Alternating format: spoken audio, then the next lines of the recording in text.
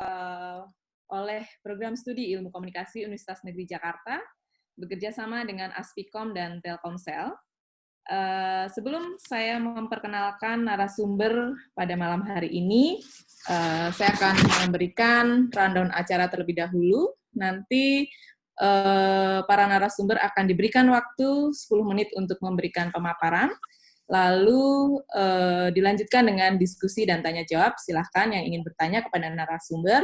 Dan terakhir akan ada sosialisasi dari PT Telkomsel. Jadi nanti jangan leave dulu karena masih ada sosialisasi dari PT Telkomsel.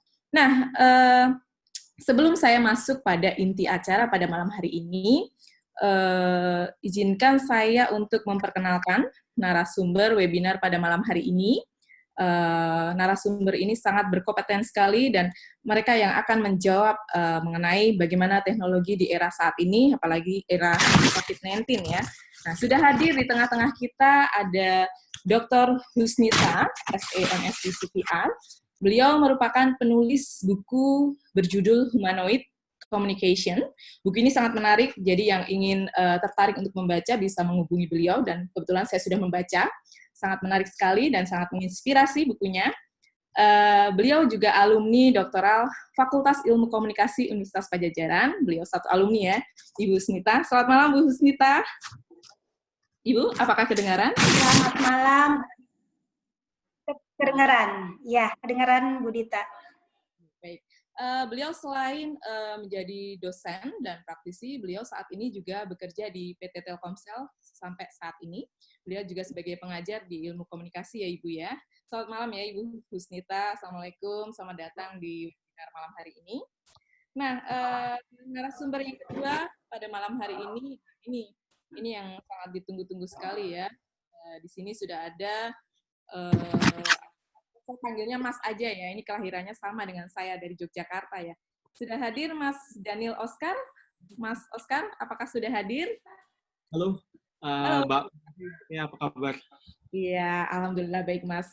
Sudah ada ya Mas Oscar-nya? Iya. Oke, siap, sudah mendengar. Ya, Mas Oscar ini merupakan inovator muda yang lahir di Yogyakarta pada tahun 1992. Mas Oscar juga merupakan lulusan Master of Technology Management Columbia University New York dengan predikat summa cum laude ya, hebat sekali nih Mas Oscar nih ya. Nah, Mas Oscar telah menerima banyak penghargaan internasional pada bidang inovasi teknologi. Pada tahun 2020 ini Mas Oscar mendapatkan penghargaan First Winner Public Policy Dean Challenge di New York. Wah, hebat sekali ya. Pengalaman kerja Mas Oscar antara lain ambasador untuk Google Region Asia Tenggara, pernah menjabat sebagai Kepala Open Government Indonesia, kemudian tahun 2015 sampai 2019, beliau juga bekerja di United Nations, PBB, yang berfokus pada transformasi digital untuk pemerintah. Nah, saat ini Mas Oscar juga fokus berkarya dalam riset dengan berbagai instansi terkait transformasi digital, big data, dan salah satunya adalah COVID-19 Scanner, aplikasi sebaran COVID-19, yang sempat menjadi viral di tengah pandemi COVID-19 ini. Mas Oscar juga sudah menjadi pembicara di berbagai negara 4 benua di dunia. Luar biasa sekali ya para narasumber yang hadir pada malam hari ini. Ya, sosok pemuda yang hebat ya. Nah, sebelum saya masuk kepada narasumber yang akan memberikan pemaparannya, sedikit saya membahas ya mengenai COVID-19 pada saat ini. Ya, kita tahu bahwa COVID-19 ini melanda tidak hanya di Indonesia saja, tetapi di hampir seluruh dunia juga mengalami pandemi COVID-19. Dampak COVID-19 ini sangat berpengaruh pada kehidupan manusia di bumi ini. Ya, terutama salah satunya adalah gaya hidup masyarakat, di mana orang dituntut untuk tinggal di rumah, beraktivitas di rumah, bekerja di rumah, maupun belajar di rumah, dan juga ibadah saja di rumah, ya, karena aturan dari social distancing. Nah, semua itu pada akhirnya bertopang kepada teknologi dan media digital, ya, di mana masyarakat dipaksa untuk mengenal teknologi dari berbagai jenis aplikasi.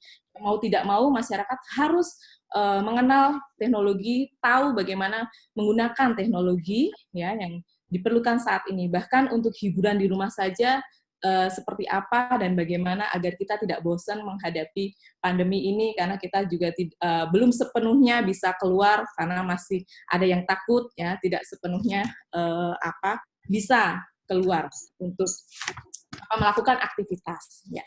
Baik, mungkin tanpa berlama-lama kita langsung saja kepada para narasumber untuk menyampaikan materi.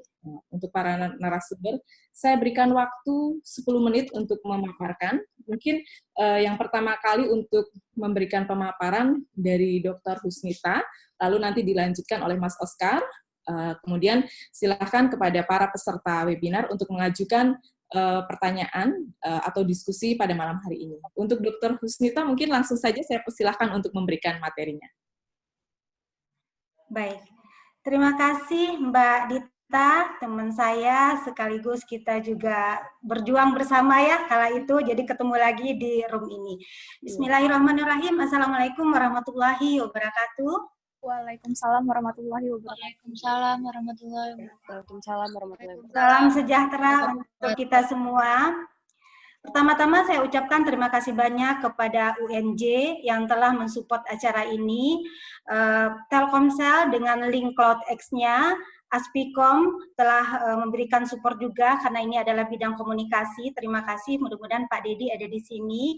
Kemudian dari Gunadarma, tempat saya mengajar juga, barangkali mahasiswa saya ada di sini yang tergabung dengan mata kuliah Sosiologi, Komunikasi dan Informasi, ya.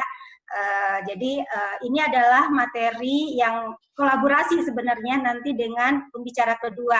Jadi saya hanya pelengkap saja sebenarnya dari pembicara yang kedua gitu. Jadi hari ini kita karena acaranya malam dan saya lihat banyaknya sih mahasiswa ya, jadi kita materinya nggak terlalu berat, kita lebih banyak cerita tentang, kalau saya bilang sih kekinian gitu ya, apa yang harus kita lakukan setelah ini gitu, dan judulnya juga tentang mindset ya. Jadi saya pikir mudah-mudahan nanti paparan yang kami sampaikan ini bisa memberikan semacam pemikiran atau out of the box dari hal-hal yang selama ini kita lakukan gitu. Baik para peserta webinar yang saya hormati, saya izinkan untuk membuka slide presentasi saya.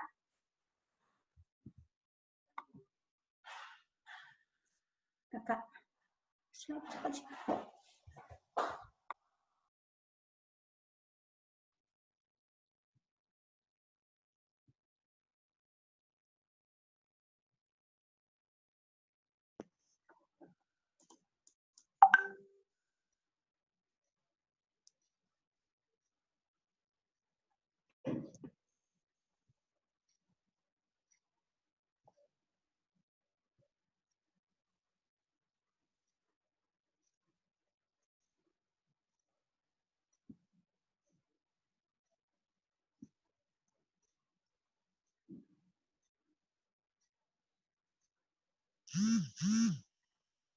Mbak Dita, maaf sudah terlihat slide saya? Iya, sudah. Slide-nya sudah ya. Oke, baik. Baik, saya mulai dengan judul yang kita akan bahas pada malam hari ini adalah tentang digital mindset.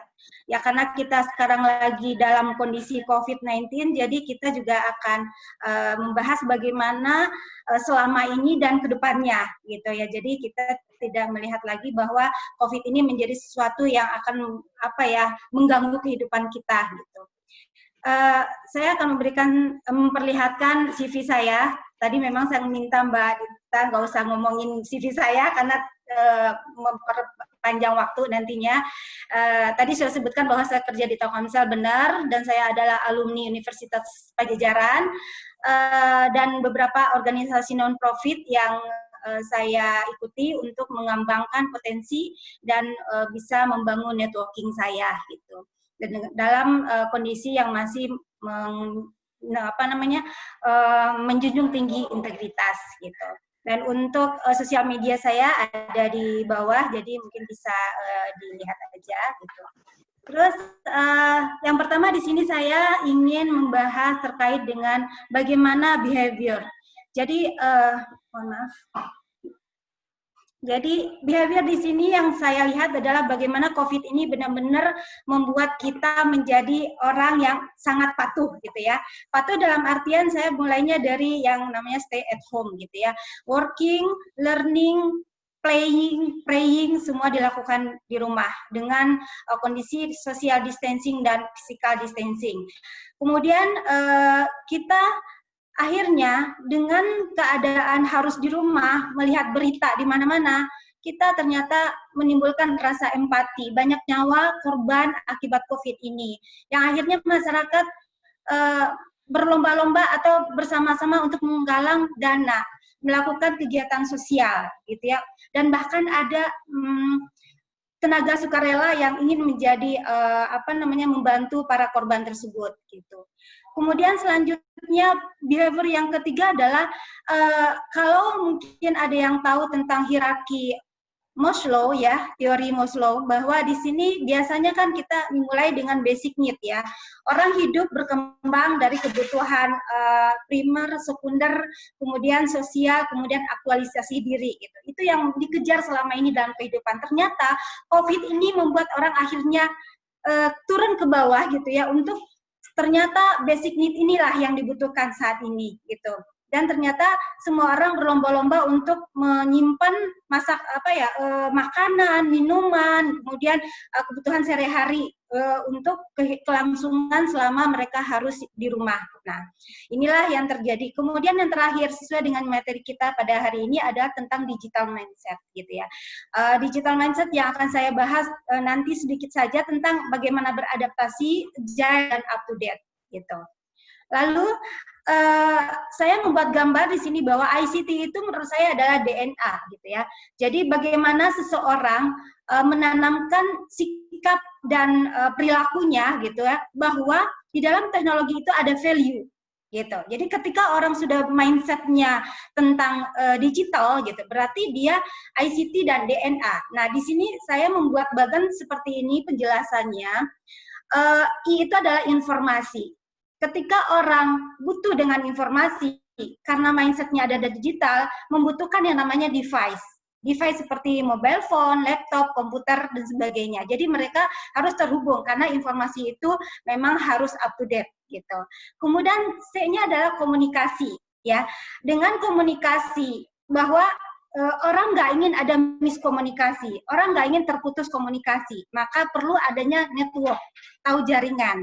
Ya, jaringan yang stabil, yang berkualitas, sehingga pesan yang disampaikan itu tidak menimbulkan noise, nggak ada gangguan gitu ya. Jadi orang lebih memprioritaskan komunikasi itu selalu dengan jaringan yang kuat. Gitu. Dan alhamdulillah hari ini Telkomsel mensupport kita dengan CloudX-nya, dan mudah-mudahan kita bisa melakukan kegiatan ini dengan lancar, dengan jaringan yang bagus gitu.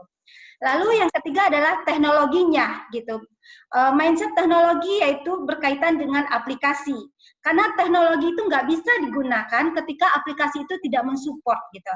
Jadi banyak startup yang membuat aplikasi untuk mensupport kemajuan dari teknologi. Jadi mereka saling berkolaborasi gitu antara teknologi dan aplikasi. Oke, disinilah saya melihat bahwa yang namanya digital mindset itu harus menggabungkan antara ICT dan DNA. Gitu. Lalu selanjutnya, oke, sebentar. Kak, ini nggak bisa.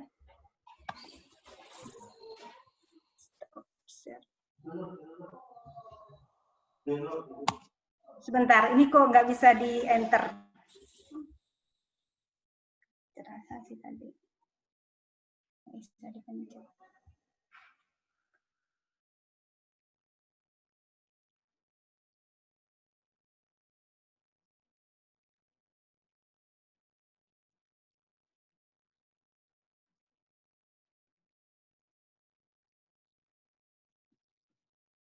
Masih ada kendala, Bu Hus?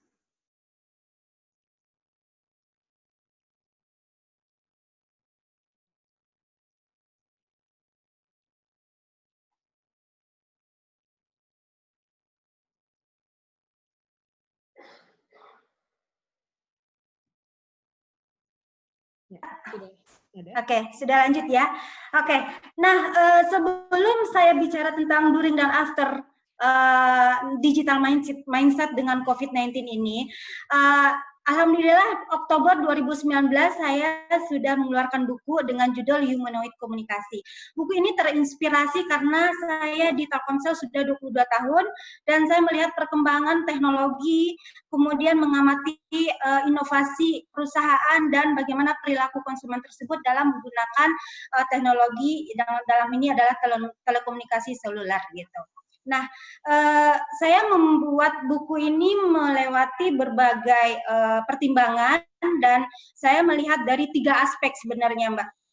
Bahwa pertama ini di sini adalah aspek komunikasi interpersonal, kemudian aspek yang kedua adalah komunikasi bisnis, yang ketiga adalah revolusi industri 4.0.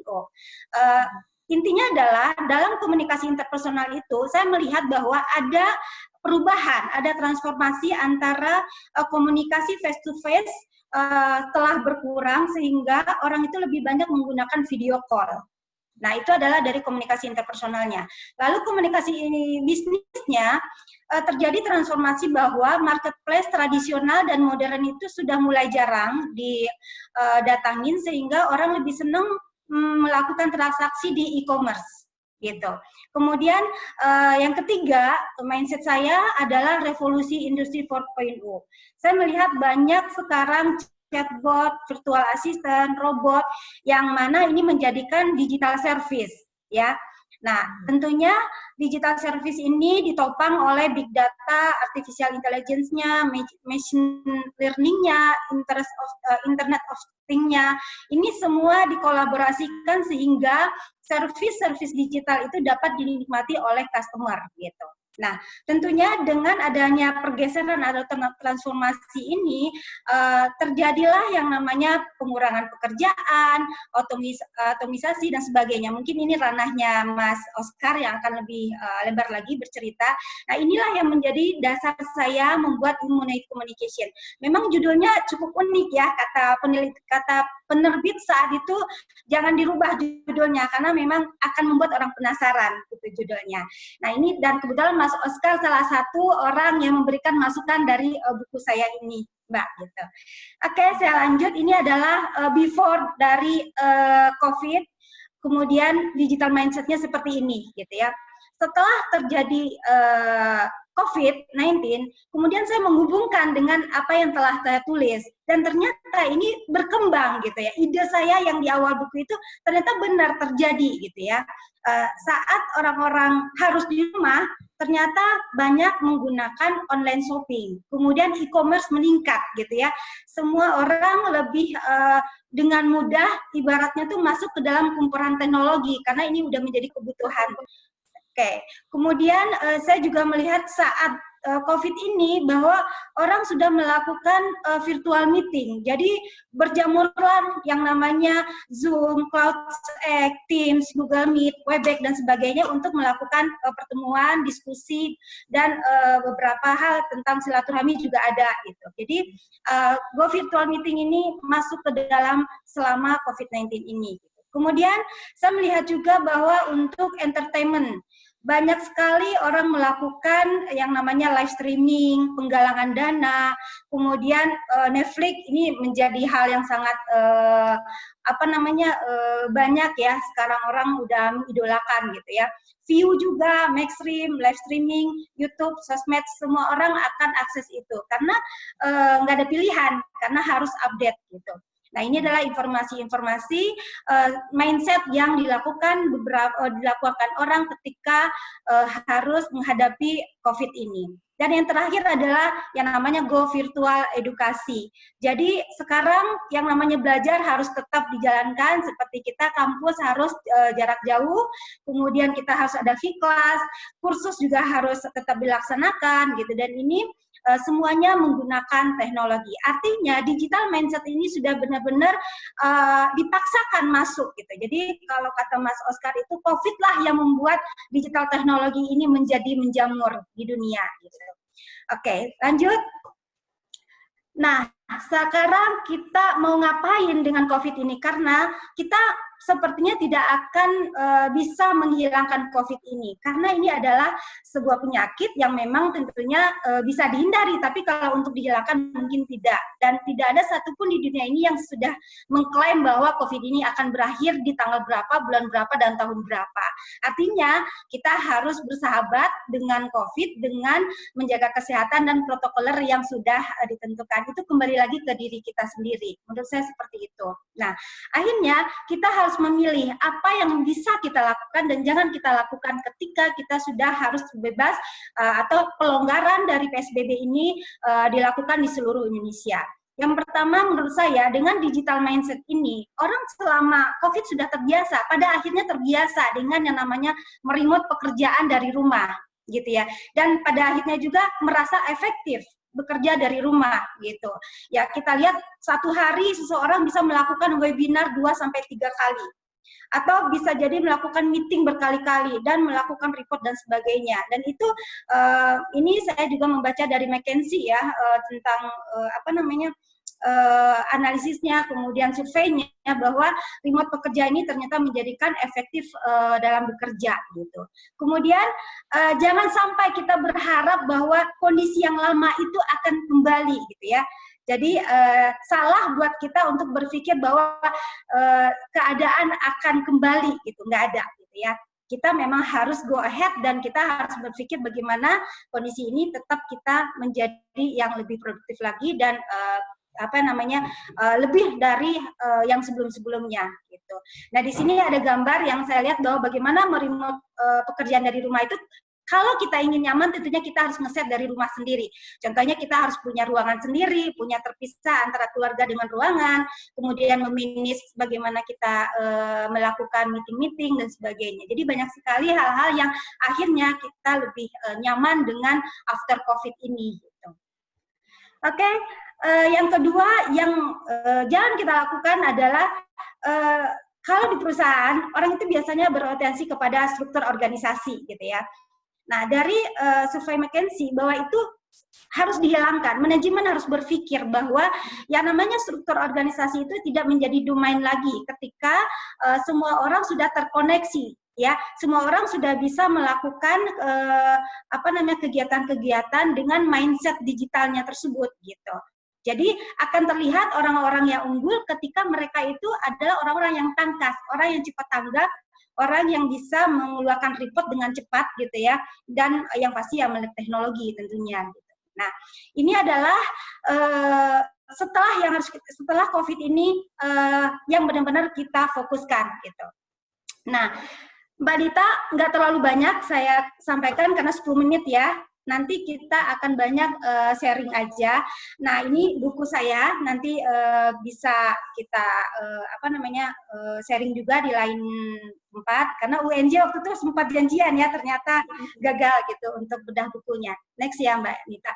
Baik, para peserta webinar semuanya, terima kasih kepada waktu yang telah diberikan kepada saya hanya menyampaikan sekilas tentang bagaimana mindset digital ketika COVID ini berlalu. Dan selanjutnya mungkin saya serahkan ke moderator kembali. Assalamualaikum warahmatullahi wabarakatuh. Waalaikumsalam warahmatullahi wabarakatuh. Waalaikumsalam. Menarik ya memang Dr. Husnita ya. Before and after gara-gara COVID ini semua orang jadi mau nggak mau harus berkenalan dengan teknologi ya, yang tadinya bisa kumpul face to face, yang nongkrong, apalagi kayak webinar ini ya, kita dipaksa untuk melakukan seminar aja dengan melalui teknologi ya, tidak bisa seperti dulu-dulu yang bertemu secara langsung ya dalam suatu gedung ya, tetapi harus melalui teknologi seperti ini. Nah, afternya juga yang tadinya orang bisa belanja secara langsung di pasar, ya sekarang mau tidak mau banyak yang menggunakan online, dan itu secara tidak langsung sebenarnya lebih efisien dan lebih mudah ternyata ya. Tetapi ya itulah teknologi ya, bisa berdampak positif dan negatif. Nah, mungkin langsung saja kita lanjut ke narasumber kedua ya. Narasumber ini Mas Oscar ya, langsung saja untuk memaparkan materi. Ini sangat menarik nih. Di sini banyak para mahasiswa. Nah, ini harusnya kita bisa mencontoh seperti Mas Oscar nih yang CV-nya luar biasa. Ya. Untuk Mas Oscar, saya persilakan untuk 10 menit untuk memaparkan materi. Ya. Silakan, Mas. Terima kasih, Lebih juga Mbak. nggak apa-apa, Mbak Rita. Oh iya, ini yang ditunggu-tunggu soalnya. Iya. Pesannya nangkap. Ya, selamat malam. Terima kasih Ibu Snita, Mbak Wirasi atas undangannya dan juga atas perkenalannya. Senang banget bisa sharing, bisa ngobrol bareng di sesi malam ini. Jadi nanti saya akan cerita lebih banyak cerita tentang bagaimana during and after COVID dari pengalaman pribadi dan juga dari beberapa perspektif. Tapi sebelumnya saya perkenalkan dulu, nama saya Oscar. Jadi saya masih milenial ya. Jadi mungkin kawan-kawan sini banyak yang milenial, jadi jangan panggil saya Pak ya. Jadi panggil aja Oscar atau panggil Mas, apa Bro, apa Us juga nggak apa-apa. Jadi santai aja. Jadi nggak usah nggak usah Pak. Saya rasanya kayak dosen mau deskripsi nanti. Jadi aku akan sharing jadi pengalamanku dan juga beberapa perspektif terkait dengan during and after COVID-19. Mungkin aku langsung aja share slide ya. Oke, udah di sini udah kelihatan full screen belum ya? Sudah kelihatan full screen? Sudah. Sudah full screen ya. Oke. Jadi kita akan sama-sama ngobrol tentang digital mindset, digital disruption, and COVID-19. Jadi saat ini tadi udah diperkenalin. Jadi memang aku peneliti di fokus di bidang industri 4.0 dan juga SD for Development. Dan background pendidikanku juga di bidang computer science, ilmu komputer di UGM. Dan sempat mengenyam pendidikan di MIT dan juga di Columbia University di bidang manajemen teknologi. Jadi memang minatku itu memang di bidang manajemen teknologi dan riset di bidang bagaimana menciptakan teknologi untuk memberikan dampak kepada masyarakat, terutama dampak kemanusiaan, itu SD for Development. Jadi ada beberapa experience tadi sudah diceritain dan juga aku sekarang bantu di tim gugus tugas juga sebagai salah satu anggota terkait dengan tata kelola data. Dan di sini juga ada beberapa award. Sebenarnya awardnya cuma bonus ya. Jadi bukan bukan karena ambisius banget pengen menang apa enggak, tapi karena hobinya eksperimen, kemudian nyiptain beberapa karya dan ternyata puji Tuhannya dapat bonus dari award yang ada ini. Dan ada beberapa expert dan beberapa kolaborasi dengan partner, dan mungkin kalau kawan-kawan semua pernah lihat di media atau Bapak Ibu sekalian, jadi ada beberapa cuplikan di media juga terkait beberapa riset yang aku kerjakan, termasuk di Tonight Show juga pernah dibully sama Vincent sama Desta. Jadi ya biasalah ya, Tonight TV kayak gitu. Jadi ya, karena hobiku eksperimen dan proyek di beberapa negara juga. Dan juga kalau mungkin Bapak Ibu sekalian atau kawan-kawan sekalian lihat di beberapa minggu atau beberapa bulan ya, sejak awal COVID itu di bulan Maret ya kira-kira ya, aku juga aktif menciptakan beberapa riset terkait dengan COVID. Mungkin pernah baca di The Times, apa di Tribun atau di Kompas, dan beberapa artikel. Jadi mau baca monggo ya, jadi kawan-kawan sambil dengar sesiku ini bisa sambil kepo, bisa sambil stalking apa aja yang ini terkait ini, jadi monggo nanti kita bisa discuss, misalnya kawan-kawan ingin ngobrol. Jadi nanti riset yang ini juga akan ceritakan lebih detail, jadi bagaimana mempermudah masyarakat mengetahui COVID dengan kode pos dan GPS. Anyway, tadi dari singgung Bu Snita udah sangat detail sebenarnya, jadi saya bingung sebenarnya mau ngomong apa lagi. Karena udah sangat detail, udah bagus sekali Bu Snita, ceritanya lengkap. Jadi di sini saya akan hanya memperdalam terkait beberapa aspek. Kira-kira apa sih sebenarnya pengaruh dari digital mindset ini ketika dan sesudah COVID-19? Apa yang terjadi? Digital ini sebenarnya digital mindset, sebuah pemikiran digital atau digital thinking ini bagaimana berpengaruh ketika dan sesudah COVID.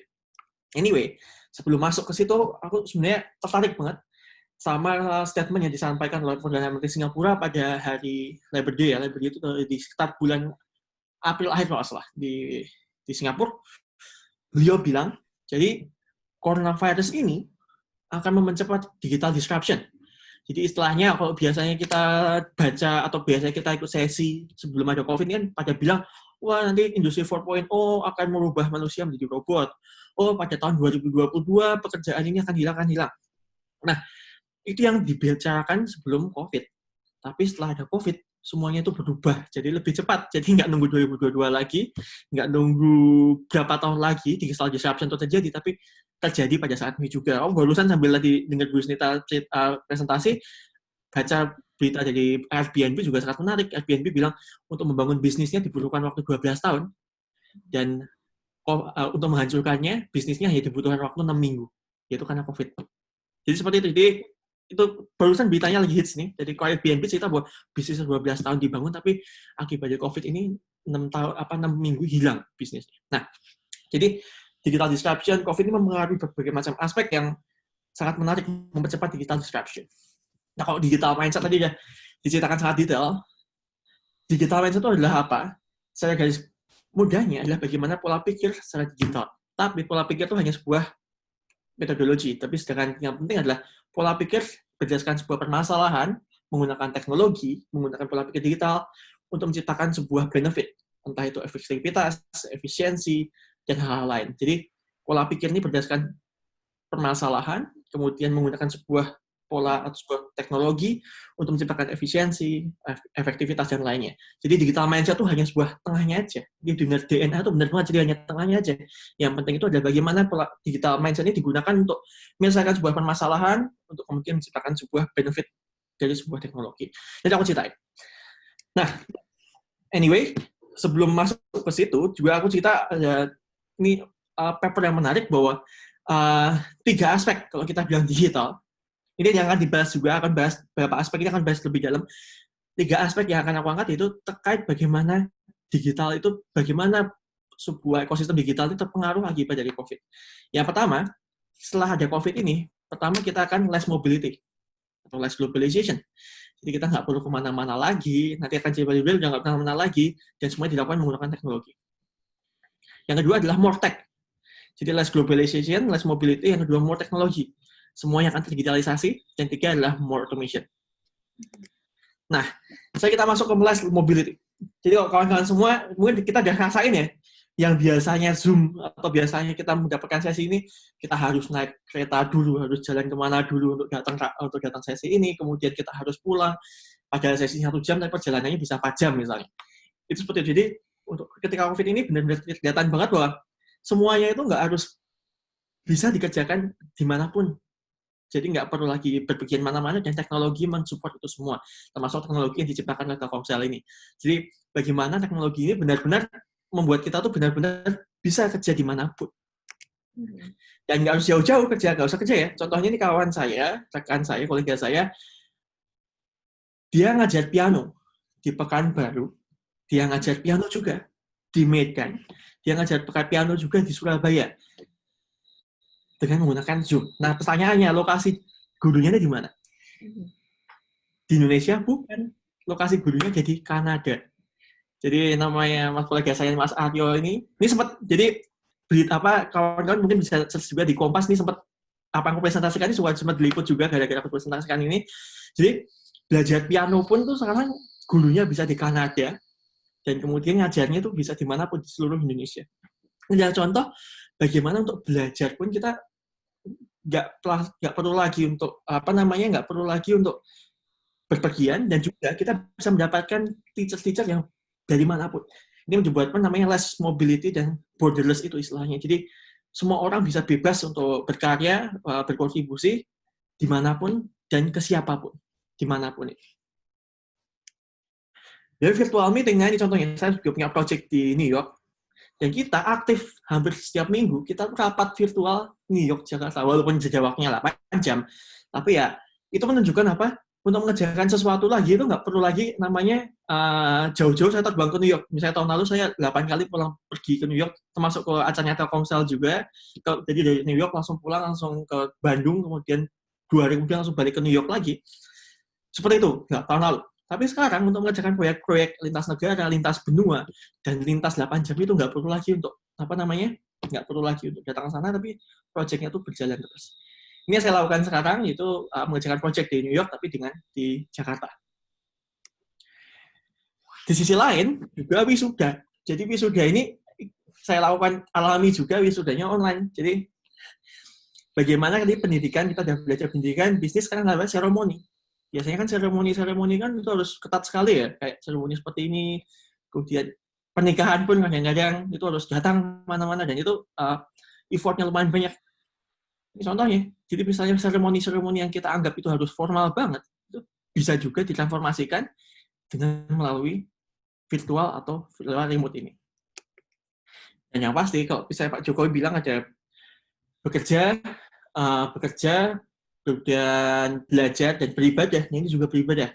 Kebetulan saya juga Katolik dan saya mengalami sendiri bagaimana mengikuti sebuah ibadah secara online.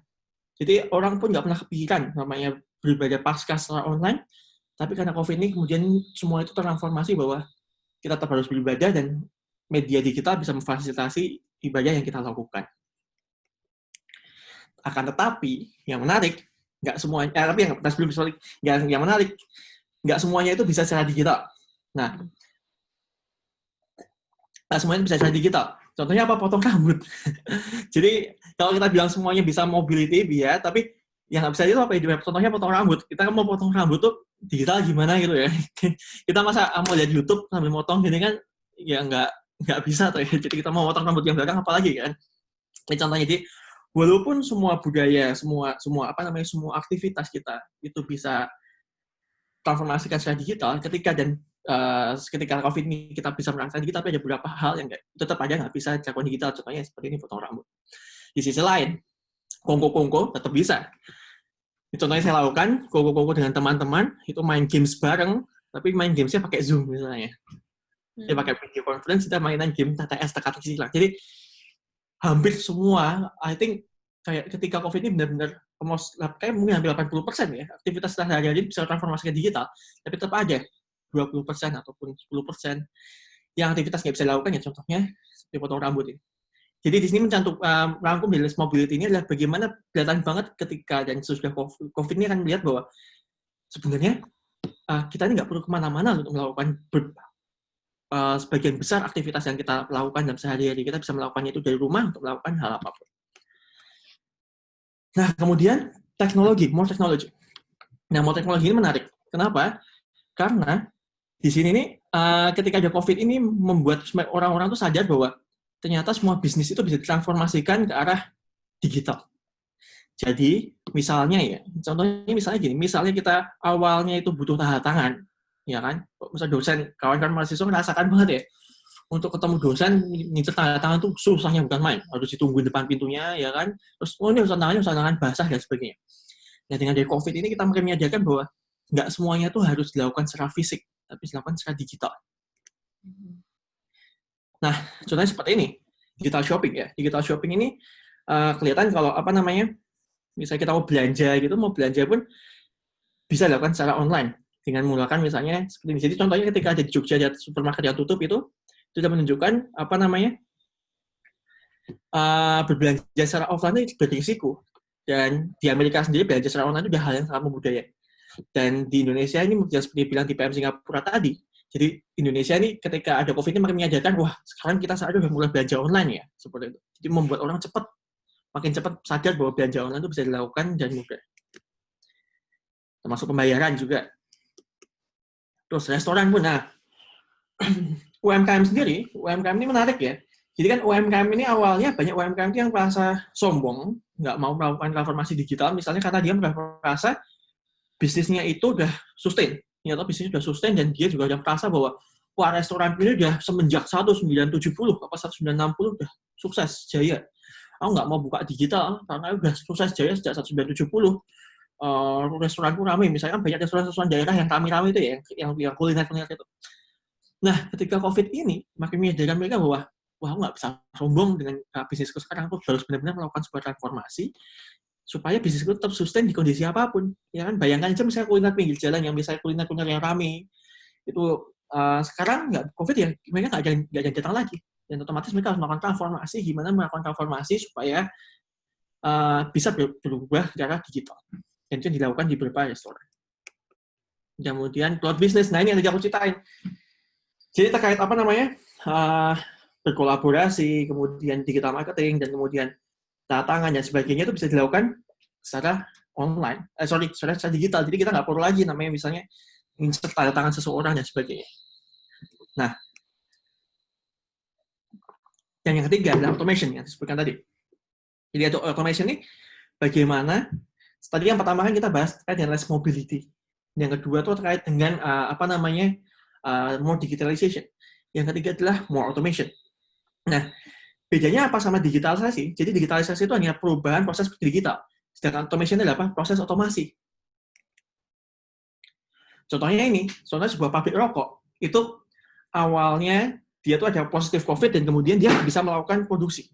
Dan di situ dia akan sadar bahwa ini harus melakukan transformasi ke robotik ya, supaya apa? Supaya walaupun pegawainya itu nggak kerja, walaupun pegawainya itu di rumah, tetap bisa produksi. Dan itu caranya gimana? Ya dengan robot. Yang robot itu gimana? Nggak bisa sakit dan sebagainya. Itu contohnya seperti itu. Dan juga chatbot. Ini penting banget nih. Tadi yang diajarkan Bu Sina juga penting bahwa ketika ketika kemarin pas awal COVID itu kan kelihatan banget ya, ketika tiket banyak yang di-cancel dan sebagainya, dan orang-orang nggak bisa datang ke bandara untuk meng-cancel tiketnya. Dan AirAsia menggunakan chatbotnya itu untuk membantu orang-orang melakukan cancel tiket dan sebagainya. Ini menunjukkan bahwa peran customer service ini sudah mulai berubah ke arah digital. Tadi juga automation. Dan ini aku cerita tadi, ini karena waktunya singkat ya, jadi aku coba ceritakan saya singkat. Dia ceritakan tadi, ketika banyak yang menganalisa perubahan pekerjaan itu di 2022, ya kan? Akan tetapi yang kejadian after COVID, job landscape itu nggak berubah di 2022, tapi berubahnya di beberapa bulan ke depan.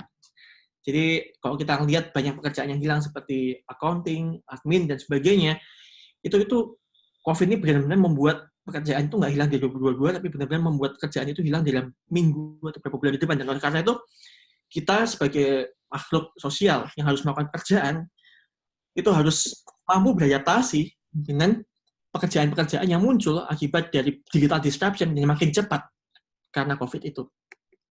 Dan digital mindset, nah ini digital mindset ini yang tadi aku ceritakan ya, bahwa contohnya seperti apa yang diterapkan. Nah ini yang diterapkan adalah bagaimana aku menerapkan namanya design thinking untuk memfasilitasi digital mindset itu. Jadi ada empathy, define, ideate, prototype, and test. Jadi mana digital mindset itu hanya sebuah pola pikir digital, hanya sebagai metodologi tengah-tengah, hanya sebagai sebuah tools tengah-tengah. Tapi yang penting adalah bagaimana memahami masalahnya dan menggunakan pola pikir digital, kemudian untuk menyelesaikan sebuah masalah, dan itu diselesaikan secara praktis, yaitu dengan menggunakan prototyping dan menggunakan testing. Dan dalam menggunakan digital mindset pun kita juga nggak bisa berekspektasi bahwa semuanya itu dengan menggunakan digital itu pasti linear, pasti semuanya sukses. Nggak bisa gitu. Dalam menggunakan digital mindset, realitinya sebenarnya akan muter-muter. Jadi kita nggak bisa selalu bilang bahwa semua dengan teknologi itu selesai. Enggak. Jadi kita juga melakukan bahwa teknologi kita coba, ternyata nggak cocok. Kita harus melakukan revisi lagi. Jadi sangat penting untuk melakukan revisi itu hingga akhirnya menemukan sebuah pola pikir digital yang sesuai dengan permasalahan, kemudian menyelesaikan sebuah permasalahan.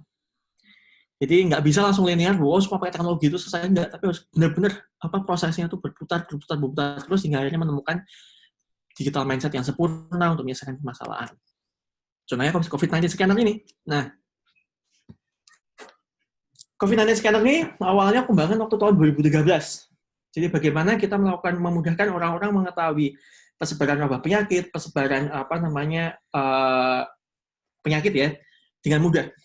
Nah, ini menggunakan sebuah aplikasi, menggunakan web, menggunakan Google Map, menggunakan peta. Jadi ibaratnya ini sebenarnya berangkat dari sebuah kata-kata ibuku dari kecil, misalnya bilang bahwa lebih baik mencegah dibanding mengobati. Tahun 2013 waktu itu. Dan kita bahwa sadar waktu itu benar-benar penting ya untuk pencegahan sebuah wabah penyakit. Di sisi lain, kita juga melihat bahwa mungkin kawan-kawan juga tahu ya, untuk memahami sebuah data terkait wabah penyakit, itu kita nggak bisa memukul rata semuanya paham. Nah ini, digital mindset itu benar-benar kita sadar bahwa nggak semuanya tuh paham bahwa data itu seperti itu. Dan kemudian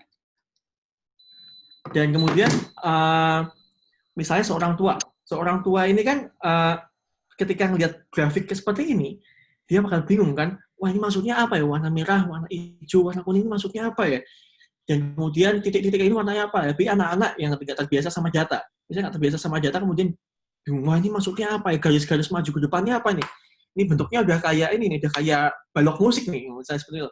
Ataupun ibu-ibu misalnya, ibu-ibu yang biasanya nggak pernah lihat data sendiri, ini maksudnya apa? Nah, berangkat dari semua hal itu, waktu tahun 2013, aku menciptakan sebuah karya yang itu menjadi wabah penyakit. Dan waktu itu orang nggak anggap ya. Orang itu nggak anggap bahwa, wah kenapa sih mikirin wabah penyakit, kenapa sih menggunakan teknologi untuk wabah penyakit, mending itu sekarang kita mikirin masalah politik, misalnya tahun 2000 itu tahun politik ya, dan juga mikir, wah kita saatnya mikirin ini. Jadi orang nggak ada yang anggap wabah penyakit itu penting, dan bagaimana teknologi bisa mengakselerasi, bisa mengentaskan wabah penyakit itu nggak ada yang anggap.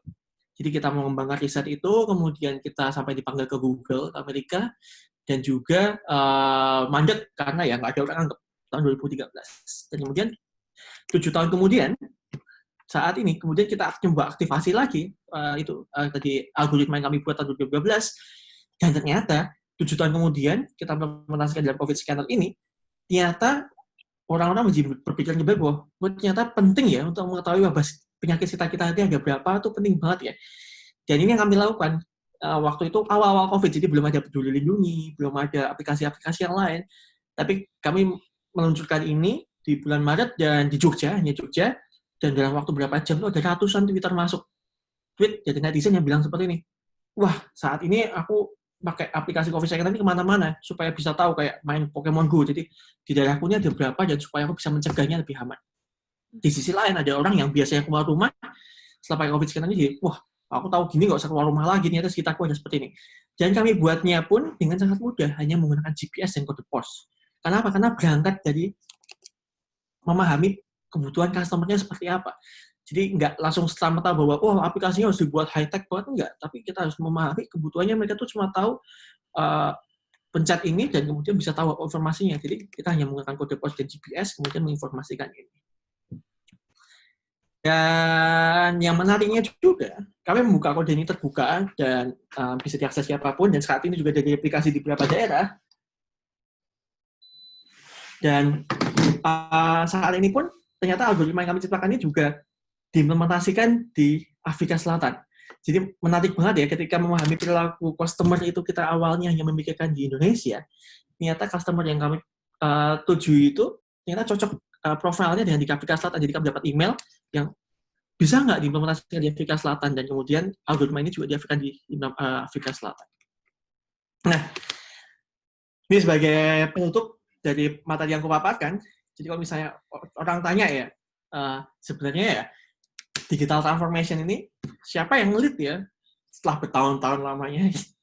Dan jawabannya bukan CEO yang ngelit, bukan CTO yang ngelit, tapi jawabannya adalah COVID-19. Sama-sama C-level juga, bukan CIO, bukan CMO, bukan siapapun, sama-sama C-level, tapi jawabannya adalah COVID-19. Dan sekian presentasi dari aku, jadi feel free kalau misalnya ada pertanyaan atau pengen diskusi, feel free untuk tanya. Dan juga aku juga terbuka banget di Instagramku @oscarxpi. Kalau kawan-kawan ingin diskusi, ingin ping atau hal apapun, let me know. Follow nih. Monggo tadi follow. Tapi ini mungkin kalau di sini banyak kawan-kawan mahasiswa, aku juga pengen ajak challenge ya. Jadi silakan kalau misalnya kawan ada gagasan menarik, misalnya inovasi apa yang bisa muncul ketika ada COVID-19 ini, misalnya punya gagasan, mas aku punya inovasi ini, yang kira-kira ini akan penting ketika COVID-19, atau mas, ketika COVID-19 ini akan muncul produk seperti ini yang akan penting untuk membantu UKM. Feel free untuk DM atau mention di story ke Instagramku. Nanti aku pilih deh satu yang favorit atau secara random yang akan aku kirimi hadiah. Wow. Mungkin gitu aja dari aku. Terima kasih. Monggo kita diskusi. Siap, ya. Ini menarik banget nih dari Mas Oscar ya. Memang sengaja tadi saya 10 menit lebih, tapi saya biarkan karena materi dari Mas Oscar ini menarik sekali ya. Jadi ini para mahasiswa UNJ silahkan yang ingin bertanya. Mungkin saya tidak akan membaca dari chat, tapi silahkan kalian bisa bertanya secara langsung dengan Mas Oscar, saling bertukar pikiran, diskusi. Karena di sini para mahasiswa bisa mencontoh nih, Mas Oscar ini salah satu pemuda yang sangat berprestasi sekali nih, menarik nih. Ya. Ada yang mungkin mau bertanya, silahkan langsung saja ya kita ke sesi diskusi. Silahkan yang ingin bertanya, kameranya dihidupkan dong. Silahkan ini bertanya, silahkan yang ingin bertanya. Yuk para mahasiswa yang ingin berbagi ilmu dengan Mas Oscar, siapa? Mungkin bisa ini raise hand. Yuk, ditunggu untuk pertanyaannya ya. Ini karena materi hari ini tentang teknologi ya. Ini keren banget nih tadi pemaparannya dari Mas Oscar nih. Siapa yang ingin bertanya? Silahkan. Atau mungkin dari peserta lain para peserta lain yang ingin bertanya kepada Mas Oskar? Sebentar.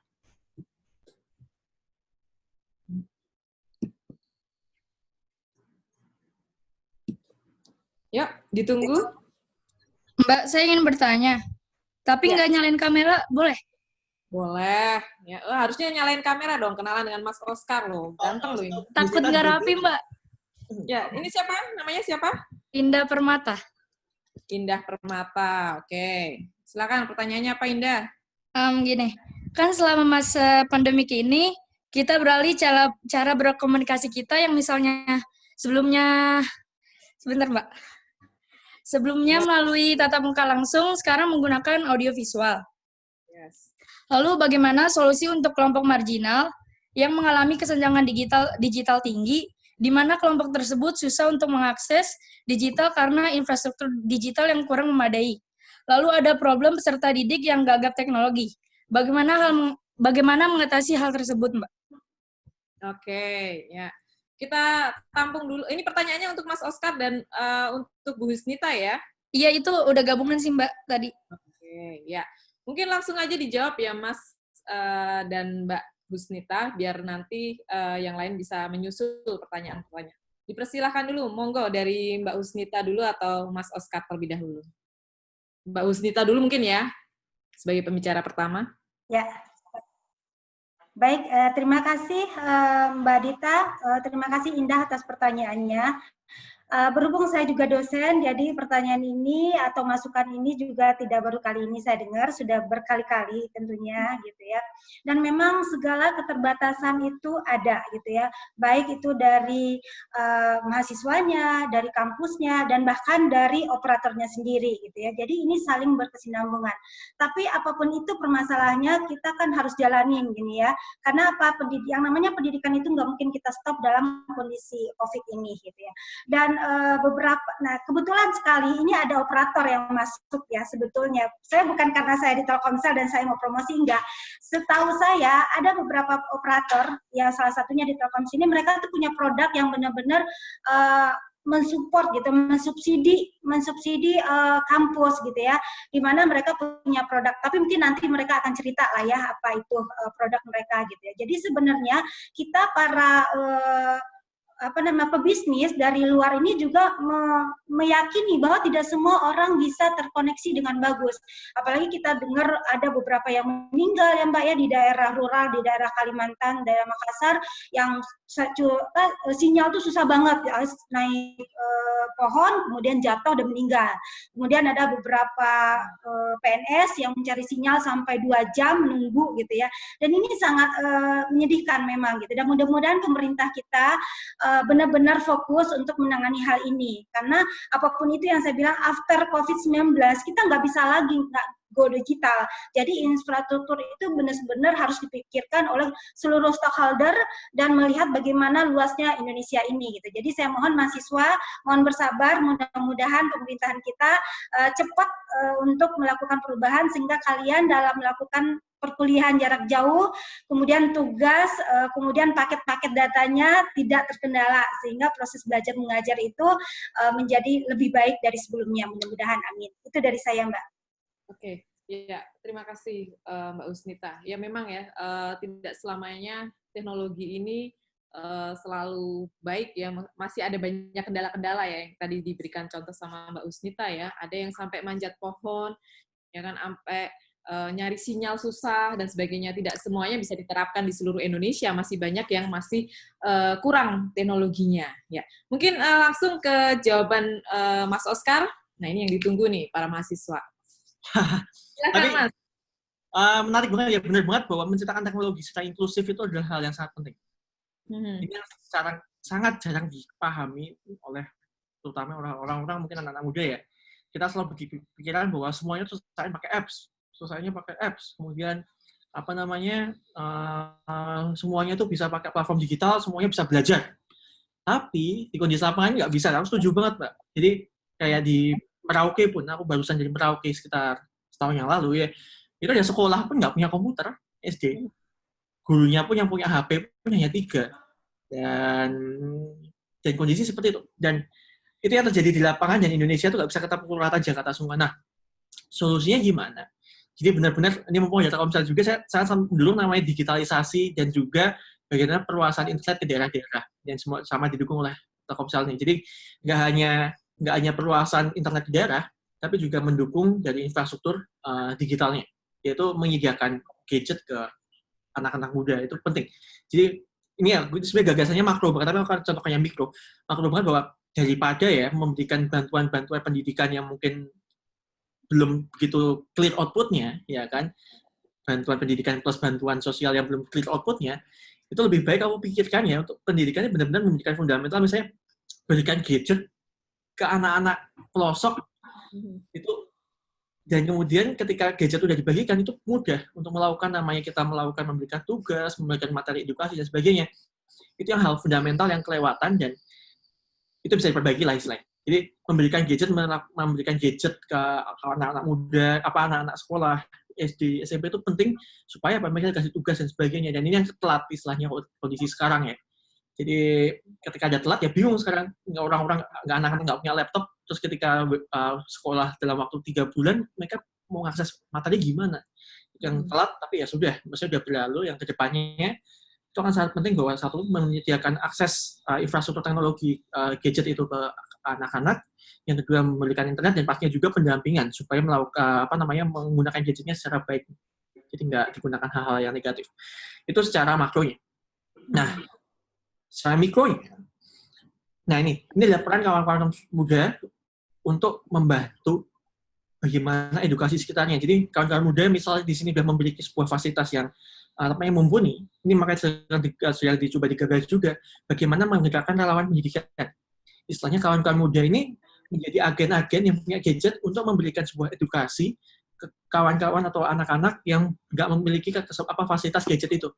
Jadi kawan-kawan muda bisa menjadi sebuah fasilitator, sebagai sebuah mentor di kondisi epidemi ini untuk turun langsung ke lapangan, menyimbing jatah gadgetnya, ngumpulin anak-anak di kampungnya, ngumpulin anak-anak 10 setiap sore hari, kemudian tunjukkan konten-konten di YouTube di mana-mana. Itu yang bisa dilakukan untuk memfasilitasi kondisi keterbatasan dari infrastruktur atau keterbatasan perangkat yang nggak semua orang memiliki fasilitas smartphone yang baik. Yang ketiga, terkait dengan teknologi. Nah, tadi kita bahas pendidikannya. Yang ketiga adalah bagaimana berpikir secara inklusif. Jadi tadi kita udah makronya, mikronya sekarang pada pola pikir digital mindset yang inklusif. Jadi jangan sampai kita kepikiran bahwa semuanya itu selesaikan pakai aplikasi. Tapi kita harus benar-benar lihat bagaimana culture masyarakatnya. Contohnya punya project di Halmahera, kita menyelesaikan masalah terkait malaria di sebuah pulau yang nggak punya internet ya. Untuk melakukan malaria di sana membutuhkan waktu 30 hari.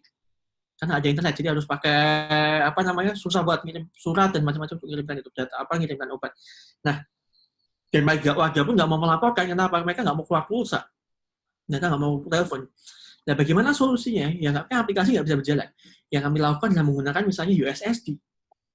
Jadi kalau mungkin kawannya telco, bisa tahu USSD. USSD kan ibaratnya HP nggak usah canggih-canggih, HP jadul, NGIG 3210 itu bisa semua digunakan untuk melaporkan.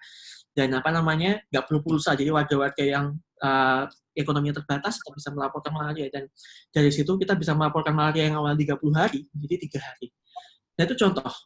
Jadi bagaimana menggunakan pola pikir teknologi ini nggak serta-merta bahwa harus semuanya high-tech menggunakan aplikasi, tapi benar-benar berpikir inklusif, melihat langsung bagaimana perilaku customer-nya, dan menciptakan teknologi yang bagaimana sesuai dengan perilaku customer. Jadi customer oriented itu adalah penting. Jadi kita tadi ya secara makro, dan juga secara pola pikir di teknologi sendiri.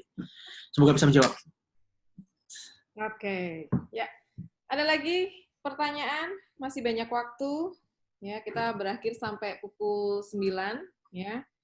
Silakan yang ingin bertanya lagi, bisa menghidupkan kamera atau langsung saja mau bertanya kepada dua narasumber. Sambil tunggu DM-nya ya, aku sambil melihat DM nih kalau misalnya ada gagasan, ide terkait bagaimana di COVID-19. Nggak follow loh ya, Mas. Belum di... Mau follow apa nggak apa-apa. Follow-nya ada banyak. Siapa yang ingin bertanya? Yang ingin bertanya lagi, silakan. Saya mau tanya, Mbak. Ya, siapa namanya? Rai Apriam Pasca. Oh, Pasca. Ya, oke, Ray. Silakan, Ray. Saya mau nanya kepada Bu Snita maupun Mas Oscar tentang tadi saya tertarik sama industri automation, di mana tadi kan banyak pekerja yang terkena COVID di pabrik rokok kemarin, lalu akhirnya digantikan dengan mesin-mesin robot. Nah, berarti kan itu banyak juga karyawan yang akan yang soon perusahaan-perusahaan lain akan mengganti semua pekerja manusia itu menjadi robot yang dimana akan meningkatkan angka pengangguran dan angka kemiskinan.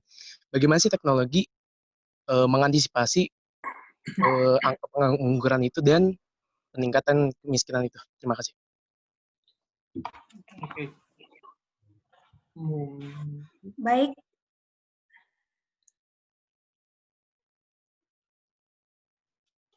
Gimana nih? Halo, sudah? Ya. Ya, Ya, sudah. Terus Nita langsung saja dijawab. Ya. Baik, saya coba untuk menjawab pertanyaan dari Ray. Masalah otomisasi. Kebetulan sekali di dalam buku Human Communication ini saya sudah menggali lebih jauh gitu. Bagaimana banyak karyawan-karyawan terutama di pekerjaan yang clerical itu digantikan oleh mesin gitu ya. Dan ini juga akhirnya mempengaruhi bagaimana banyak pengangguran itu untuk mencari pekerjaannya lagi gitu ya. Nah, bagaimana industri? Industri itu sebenarnya pekerjaan itu nggak ada yang dikurangi gitu ya. Tetap itu juga yang dilakukan, cuman ketika itu bisa dilakukan oleh robot 10 kali lipat dengan waktu yang bisa 24 jam, ya akhirnya mereka memilih itu gitu. Nah, tetapi yang namanya pekerjaan manusia ini yang pasti tidak bisa digantikan oleh robot. Itu menurut saya, itu di buku ini.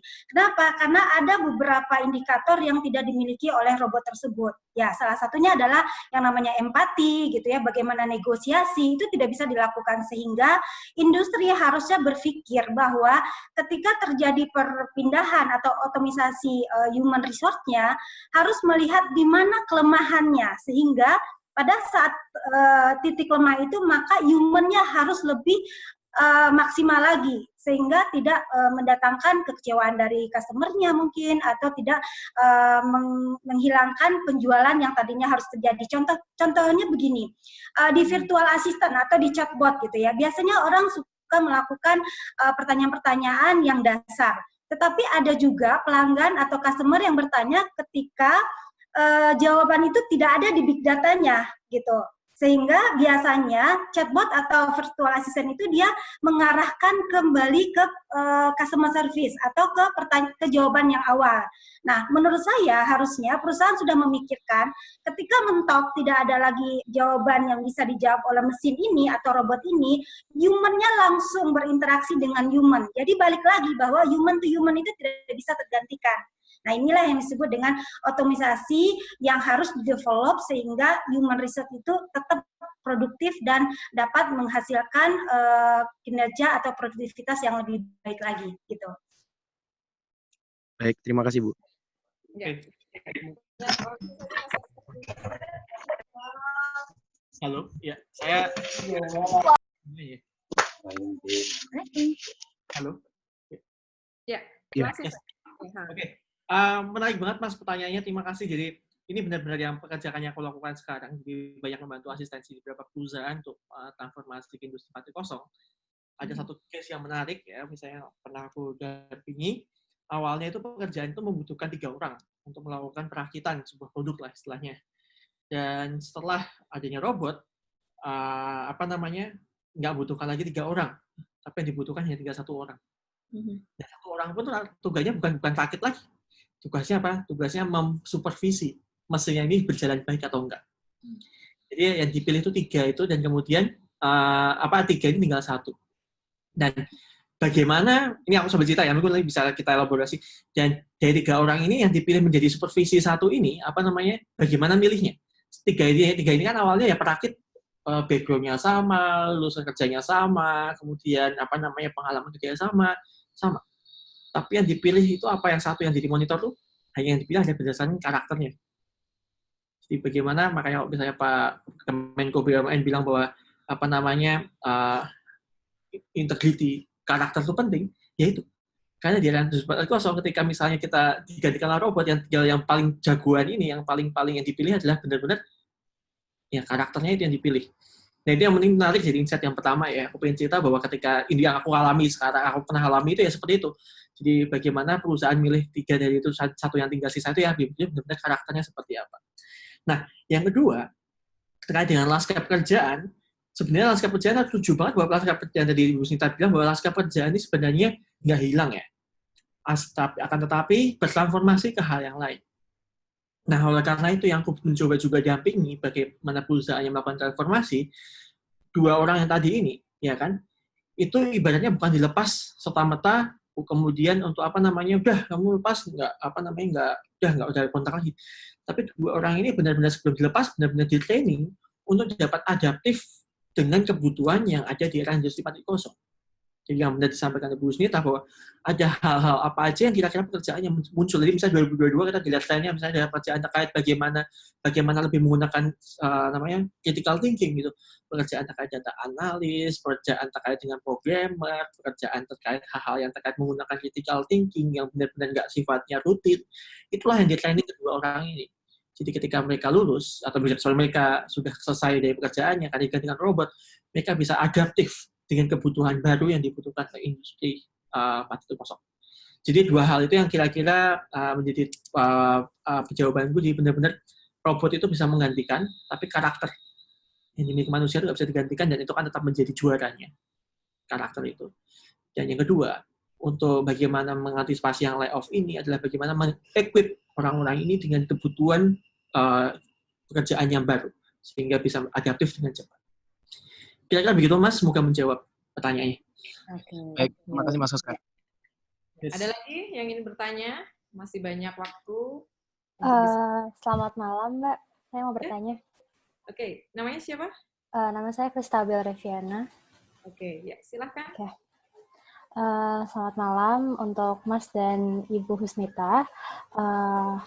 Begini, bagaimana menurut Ibu atau Mas dalam menanggapi masyarakat yang belum paham dan masih tidak mempercayai tentang COVID-19 dan masih beraktivitas secara normal layaknya sebelum COVID-19? Nah, dari situ kan masih banyak ya masyarakat kita yang menjalankan aktivitas secara normal. Nah, lalu bagaimana caranya mengkampanyekan hal tersebut agar dapat dipahami pentingnya khususnya di digital mindset dan digital disruption during COVID-19 ini. Nah, lalu bagaimana peran penting dari tenaga pengajar untuk berkontribusi juga untuk menginstruksikan kepada mahasiswanya bagaimana pentingnya social distraction yang sekarang kita semua rasakan, seperti itu. Terima kasih. Ya, ini ada yang tidak percaya COVID nih, ya. Bagaimana? Ya, silakan Mbak Husnita dulu mungkin ya. Ya, saya coba menjawab bahwa ya betul, kita sadari tidak semua orang percaya bahwa COVID itu ada. COVID itu mematikan, nggak semua orang percaya itu gitu ya. Ya mungkin ini berawal dari ketidakkonsistenan informasi tersebut, ya, sehingga orang mencari informasi mana yang benar gitu ya. Tapi menurut saya informasi tidak konsisten itu tidak salah juga, karena ini kan sesuatu hal yang baru. Semua belajar. Even itu pemerintahan, presiden pun semua belajar gitu ya. Jadi menurut saya kita harusnya legowo gitu ya, bahwa ini adalah hal baru dan kita sama-sama untuk untuk move on gitu ya dari kondisi yang memang kita tuh tahu bahwa ini tidak memungkinkan lagi. Nah, banyak orang yang bilang bahwa udah keluar aja, nggak mau social distancing, nggak mau physical distancing karena butuh kerja, butuh mencari nafkah yang lain ya. Ya, itu istilahnya kan herd immunity ya gitu. Banyak orang yang udah nyawa di tangan Tuhan gitu ya.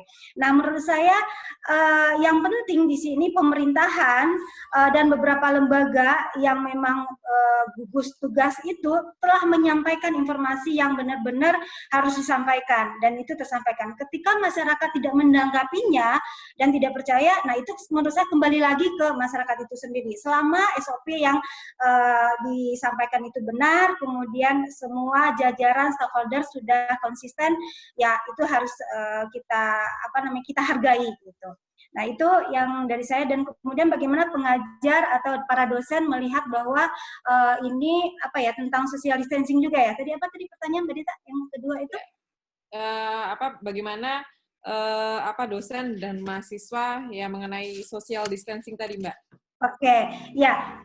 kita sudah hampir 3 bulan ya, dari bulan Maret itu melakukan V-Class ya, jarak jauh. Saya sebagai dosen di sini melakukan kegiatan V-Class itu sangat enjoy sekali gitu. Kenapa?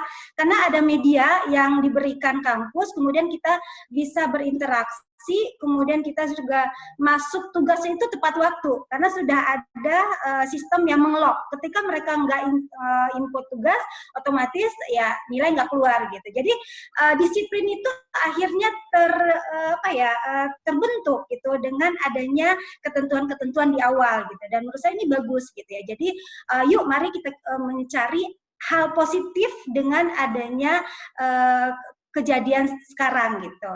Itu jadi apalagi mahasiswa yang memang orientasinya kan memang selalu ingin serba cepat gitu ya, kemudian maunya kalau bisa sih tugasnya sedikit tetapi pertemuannya juga nggak terlalu banyak dan sebagainya. Kita akan akomodir selama penyampaian belajar dan mengajar itu terpenuhi sesuai dengan akademik gitu Mbak. Iya. Ya mungkin kalau di masa saat ini ya, pengajaran PJJ seperti ini, mungkin mahasiswa banyak yang dirugikan, Mbak. Karena yang biasanya kalau mengumpulkan tugas, ya itu bisa molor tanpa ada rekam jejak digitalnya ya, jam berapa masuk. Nah, sekarang ini kan mereka nggak bisa membohongi kita karena langsung tercatat ya. Jadi ada kelebihan dan kekurangannya. Makanya mereka mungkin bertanya ya, dengan adanya kondisi seperti ini kan tugas terus nih, pasti mereka protes ya kan. Tetapi setelah mengumpulkan tugas tidak bisa, sudah tercatat jam berapa ya, tanggal berapa. Ya, mungkin langsung saja ya ke Mas Oskar. Mungkin Mas Oskar dengan pendapatnya dipersilahkan. Oke. Ini aku mendapat sebagai personal ya, jadi nggak merepresentasikan institusi tertentu ya. Jadi pertama aku declare dulu sebagai personal. Jadi aku bilang bahwa pertanyaan pertama ini sangat menarik ya. Jadi ketika kita sekarang misalnya banyak masyarakat yang misalnya sudah acuh dengan COVID ini, nah kita perlu balik lagi bahwa apa yang membuat orang menjadi menjadi aware, menjadi orang waspada. Ketika kita misalnya lihat jurang, ya kan? Jadi analogikan kita lihat jurang gitu kan, kita ngelihat di depan kita jurang, kemudian kita pasti kita menghindar, ya kan? Terus misalnya kita akan lihat depan kita misalnya ada batu, itu kemudian kita menghindar. Nah di COVID ini, itu ibaratnya kita buta, kita nggak bisa ngelihat COVID-nya seperti apa, ya kan? Jadi kita semuanya kita kemana-mana nggak bisa COVID. Dan satu-satunya yang bisa menjadi center, yang bisa menjadi lilin untuk kita bisa melihat COVID itu apa? Jawabannya cuma data. Jadi kalau misalnya orang bilang ada sebuah quotes yang bilang bahwa tanpa data, bagaikan berjalan di tengah hutan tanpa senter, itu benar banget. Ketika COVID ini, kita itu benar-benar di tengah hutan belantara. Dan kita kalau misalnya nggak pakai data, kita tuh nggak bisa ngelihat COVID-nya di mana, dan di lokasi kok ada berapa COVID-nya nggak bisa kelihatan. Dan makanya itu kemudian aku di Jogja, itu pertama kali ketika COVID jadi di Jogja, makanya juga angka rendah, aku pengen banget bantu untuk masyarakat itu memiliki lilinnya masing-masing, memiliki senternya masing-masing, jadi bisa nyenteri. Di sekitarnya itu ada apa, jadi mereka bisa, di center di sini ada apa, jadi. Dan itulah yang perlu kita tekankan kembali, bagaimana masyarakat ini mulai memahami bahwa untuk melihat data itu adalah yang penting. Pak Jokowi dalam minggu ini benar-benar menekankan terus untuk masyarakat, ayo pakai data termasuk di Jawa Timur, pakai data. Kenapa? Ya, data itu cuma satu-satunya kunci yang untuk membantu kita menyentari COVID ini seperti apa. Jadi kita bisa aware. Nah, di sisi lain itu juga pemerintah pun terus bergerak untuk meningkatkan kualitas dari data itu. Jadi semakin ibaratnya senternya awalnya redup gitu kan, lama-lama makin terang. Jadi makin orang makin aware bahwa ternyata datanya seperti ini. Jadi itu ya. Jadi kita balik lagi ke masalah customer behavior ini, bahwa penting bahwa untuk merubah perilaku ini adalah bagaimana kita mendorong kembali masyarakat untuk aware untuk lihat data. Ya, untuk lihat data. Jadi benar-benar masyarakat lihat data lagi untuk melihat di sekitarnya ada apa, dan mereka harusnya waspada untuk hal tersebut. Jadi melihat data itu adalah yang penting. Dan kemudian yang kedua, terkait dengan social distancing, terkait dengan bagaimana belajar di era COVID ini. Nah, ini yang menarik juga. Ini setiap aku sesi, ini banyak yang tanya ya, terkait dengan mindset ya. Jadi ketika pengajaran jarak jauh ini, banyak yang terjebak bahwa pengajaran itu hanya sebatas tugas. Kita balik lagi bahwa guru itu kalau bahasa Jawanya itu gugu dan ditiru. Ya makan ditiru, ngetos tuh. Jadi kayak Ki Hajar Dewantara itu kan digugu dan ditiru. Nandayani ya. Ya kan? Jadi benar-benar ngemong. Jadi kita nggak bisa melakukan serta-merta bahwa online itu hanya memberikan tugas. Tapi harus benar-benar guru itu ya benar-benar walaupun online tetap melakukan pembimbingan. Misalnya ditanyain sulit kerjaan tugasnya bagian mana, secara personal, kemudian apakah ada materi yang nggak paham, apakah slide mana yang nggak paham, kemudian mau belajar tentang apa, dan kemudian hal itu yang harusnya dibuat interaksi. Jadi benar-benar sebuah sosok guru ini kita transformasikan ke sebuah bentuk digital itu yang sering kelewatan, dan ini yang terjadi di mana-mana. Yang kasihan anak-anak SD ya, maksudnya anak-anak SD kelas 1 udah dikasih tugas yang full banyak gitu kan. Gimana caranya, aku baru lahir nggak tahu ini ngerjain tugas kayak gini ya. Jadi aku baru lahir, ini ya aku pengen tahu orang-orang tuh hidupnya kayak gimana. Jadi bukan cuma ngeliat teks gini, aku karena baru lahir kelas 6 SD ini, baru pertama kali masuk sekolah, jadi aku pengen tahu orang-orang ini hidupnya gimana, dan aku harus mencontoh seperti apa, perilaku yang sebaiknya ditiru. Nah, seperti itulah itu yang kurang, dan itu harus dibudayakan kembali. Bagaimana membuat sebuah konsep guru ini yang menjadi digugu dan ditiru tadi. Dan di sisi lain terkait dengan budaya mengumpulkan tugas itu juga menarik karena apa? Saya sekali kuliah di Amerika itu udah menjadi kebiasaan. Jadi bukan biasa lagi ya, semua tugas di online kayak gitu semua. Jadi benar-benar telat itu nggak ada toleransi, termasuk jumlah kata, plagiarisme itu semuanya jadi screening semua digital. Jadi kita pas ngumpulin tugas ya kan, tiba-tiba ngumpulin ada warna yang merah, itu langsung nilainya 0. Kenapa? Karena itu plagiarisme.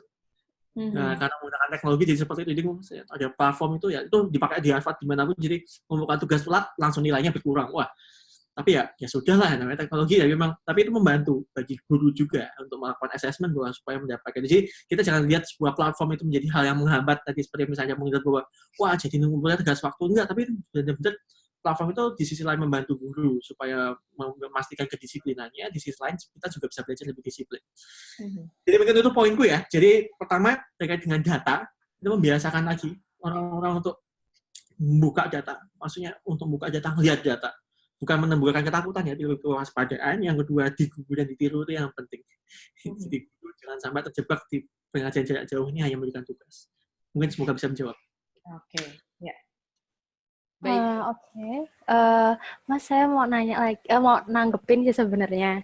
Jadi kalau misalnya kan katanya tadi anak SD mungkin lebih baik diberikan semacam gadget atau semacamnya untuk berinteraksi dengan gurunya seperti itu. Nah, bagaimana caranya gadgetnya itu menjadi gadget yang aman dan ramah anak seperti itu, karena mungkin itu sebuah kekhawatiran orang tua ketika memberikan gadget kepada anaknya seperti itu. Ya mungkin memang ada seperti Google Kids atau YouTube Kids atau apapun itu, cuman mungkin itu kurang efektif untuk sekarang. Nah, bagaimana Mas sebagai expert di bidang teknologi bisa memberikan masukan mungkin atau memberikan gambaran kepada kita semua di sini untuk lebih mengetahui tentang hal tersebut seperti itu sih. Ya, ini teknis banget ya, tapi nggak apa-apa. Saya teknis banget. Tapi aku mungkin nambah jelas bahwa tadi itu yang lebih kita balik yang ke makro itu, makanya aku tuh sebenarnya pas agak jengkel ketika ya salah satu leader di negeri kita itu bilang bahwa saya tuh baru sadar ya ternyata beberapa setelah 2 bulan COVID ya, baru sadar di beberapa daerah ini nggak ada internet, jadi anak-anak nggak bisa akses pendidikan. Nah itu harusnya dipahami semenjak awal, maksudnya nggak ada gadget, nggak ada internet, jadi nggak bisa akses pendidikan. Terus dipahami sejak awal, dan kemudian alokasi anggaran itu bisa difokuskan ke situ. Jadi diarahkan ke bentuk-bentuk pendidikan lain yang belum tentu outputnya kita tahu, ya kan? Malah menguntungkan salah satu tertentu gitu kan misalnya gitu. Nah itu yang aku jadi hal-hal yang pendidikan fundamental dasar ini malah nggak kesentuh, malah hal-hal yang terlalu jauh itu malah jadi kesentuh. Nah, itu yang penting. Makanya aku pikir lah ketika kita bisa misalnya ada sebuah support untuk memberikan sebuah gadget yang diterjunkan langsung secara sentral, itu untuk membatasinya pun gampang. Jadi misalnya gadget ini resmi buat anak-anak sekolah, kemudian custom OS-nya custom, jadi misalnya operating sistemnya custom, jadi benar-benar udah di custom benar-benar buat belajar. Anak itu bisa mengakses konten-konten videonya, misalnya video-video yang dibuat sama Telkomsel, gitu. Jadi misalnya video pakai TV Telkomsel ini ya kan, Jadi benar-benar kontennya terstruktur, kemudian mengakses platform pendidikan aja. Itu yang sebenarnya sangat teknis itu bisa, tapi cuma apa namanya, ya maksudnya ya itu untuk masa depan lah, maksudnya kita harus memikirkan itu. Jadi custom OS itu sangat bisa. Nah di sisi lain apa namanya teknis ya, kalau misalnya untuk edukasi penggunaan gadget itu juga kita harus membalikkan juga ke orang tua, ya kan? Jadi apa namanya ketika orang tuanya juga memberikan pendampingan, nggak ngelepas aja, itu ya juga pasti akan memberikan dampak besar untuk mengawasi gadget anaknya untuk digunakan secara baik. Tapi secara teknis sebenarnya itu, sebenarnya custom OS kayak gitu itu sebenarnya bisa banget dilakukan. Dan untuk membatasi karena aku tahu, karena dulu aku sempat ngerjain di Chrome OS, salah satu produknya Google, dia punya namanya Chrome OS, itu yang benar-benar semuanya direstriksi, jadi nggak bisa benar-benar hanya untuk belajar. Dan itu apa namanya bisa. Nah itu yang mungkin jadi perspektifku ya. Moga-moga bisa menjawab kalau bisa ada pertanyaan. Iya, baik, terima kasih. Ya, kuncinya peran orang tua juga tetap harus ya. Jadi jangan melepas anak terlalu pada gadget ya, tetapi orang tua juga harus bertanggung jawab dan ada peran di sini ya. Oke, sebelum saya masuk ke sesi diskusi lagi, kita akan masuk ke sedikit sosialisasi dari PT Telkomsel ya, Ibu Husnita ya. Jadi kita akan lanjutkan kembali untuk sesi diskusinya. Ya. Mungkin langsung saja Ibu Husnita. Ya, nanti ada dari Telkomsel langsung Mbak Dita. Oke, ya. Mungkin sambil menunggu. Ya. Jangan khawatir, nanti masih bisa berdiskusi setelah sesi sosialisasi ini. Nanti kita akan lanjutkan kembali diskusi bersama Mas Oscar dan juga Mbak Husnita ya, karena diskusi kali ini menarik. Saya juga sangat tertarik dari tadi saya mendengarkan ya, saya belajar dari anak muda yang berprestasi nih. Saya salut sekali.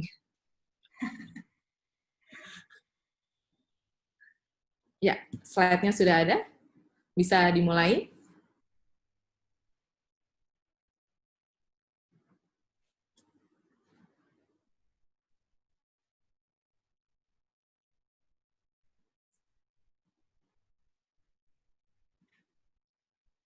Masih di mute. Oh, masih di mute. Ya, baik. Assalamualaikum warahmatullahi wabarakatuh. Dan selamat malam kepada Mbak Dita, Mbak Nita, dan juga Mas Oscar, dan juga buat semua panitia. Terima kasih atas waktu yang diberikan kepada Telkomsel untuk menyampaikan sedikit materi ini. Dan juga selamat malam pada para peserta webinar malam ini.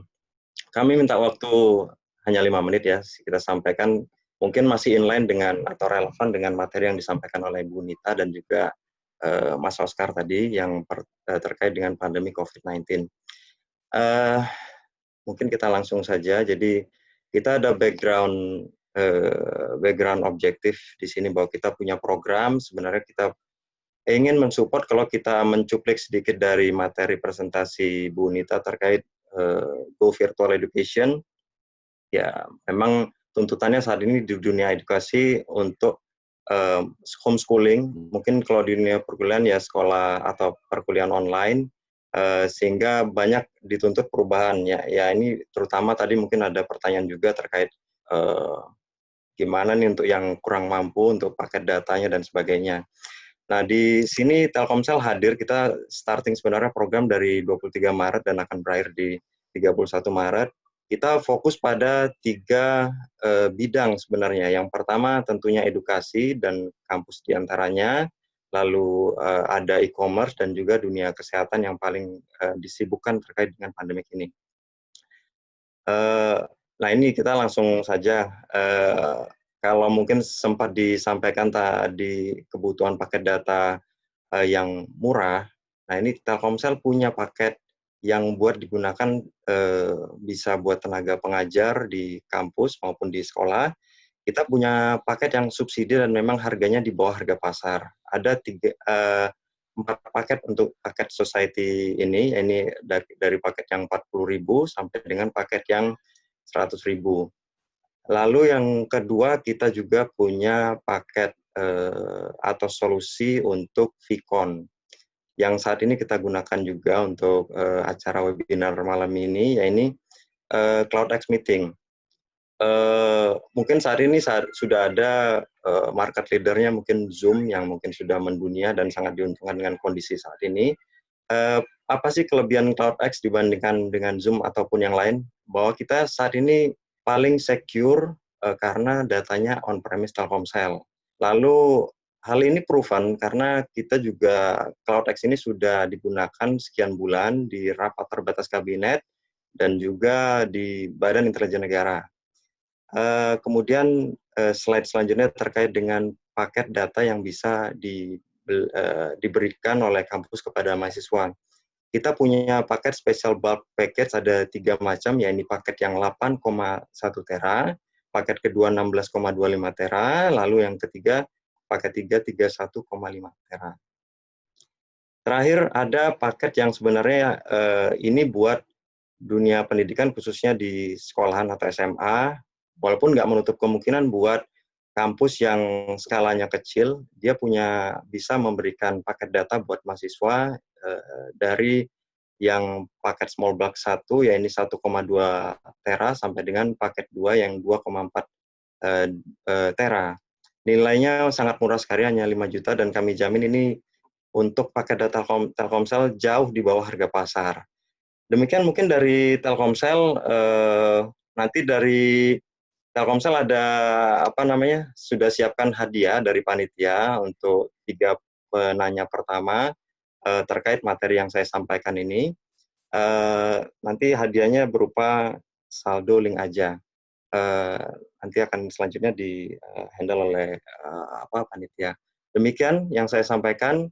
Terima kasih dan selamat malam. Wassalamualaikum warahmatullahi wabarakatuh. Waalaikumsalam warahmatullahi wabarakatuh. Wah, ini memberikan solusi sekali ya dari sosialisasi. Kayaknya Mas Oscar mau nanya, di senyum-senyum. Nah, ada hadiah nih dari Telkomsel ya untuk para penanya ya. Jadi silahkan yang ingin bertanya kembali. Kita buka diskusi lagi ya, masih ada waktu. Jadi kita lanjutkan untuk diskusi, masih ada 30 menit ke depan, jadi kita lanjutkan saja. Baik, siapa yang ingin bertanya kembali? Dipersilahkan. Masih ada 30 menit. Saya ingin bertanya, Mbak. Ya, Panca ya? Panca. Iya, betul. Ya, silakan Panca. Saya ingin bertanya untuk kedua pemateri. Tadi sempat disinggung juga ya, mengenai secure. Nah, di masa-masa sekarang ini kan semua kan pasti tergantung sama teknologi. Nah, di saat ini juga muncul ada permasalahan baru seperti cybercrime yang kemarin di salah satu platform untuk video conference itu sama ada kebocoran data yang terjangkit COVID. Nah, itu mungkin dari skala kami semua sebagai user, bagaimana cara mencegah terjadinya adanya cybercrime itu. Mungkin itu saja. Terima kasih. Ya, bagaimana mencegah terjadinya cybercrime ya. Oke, baik.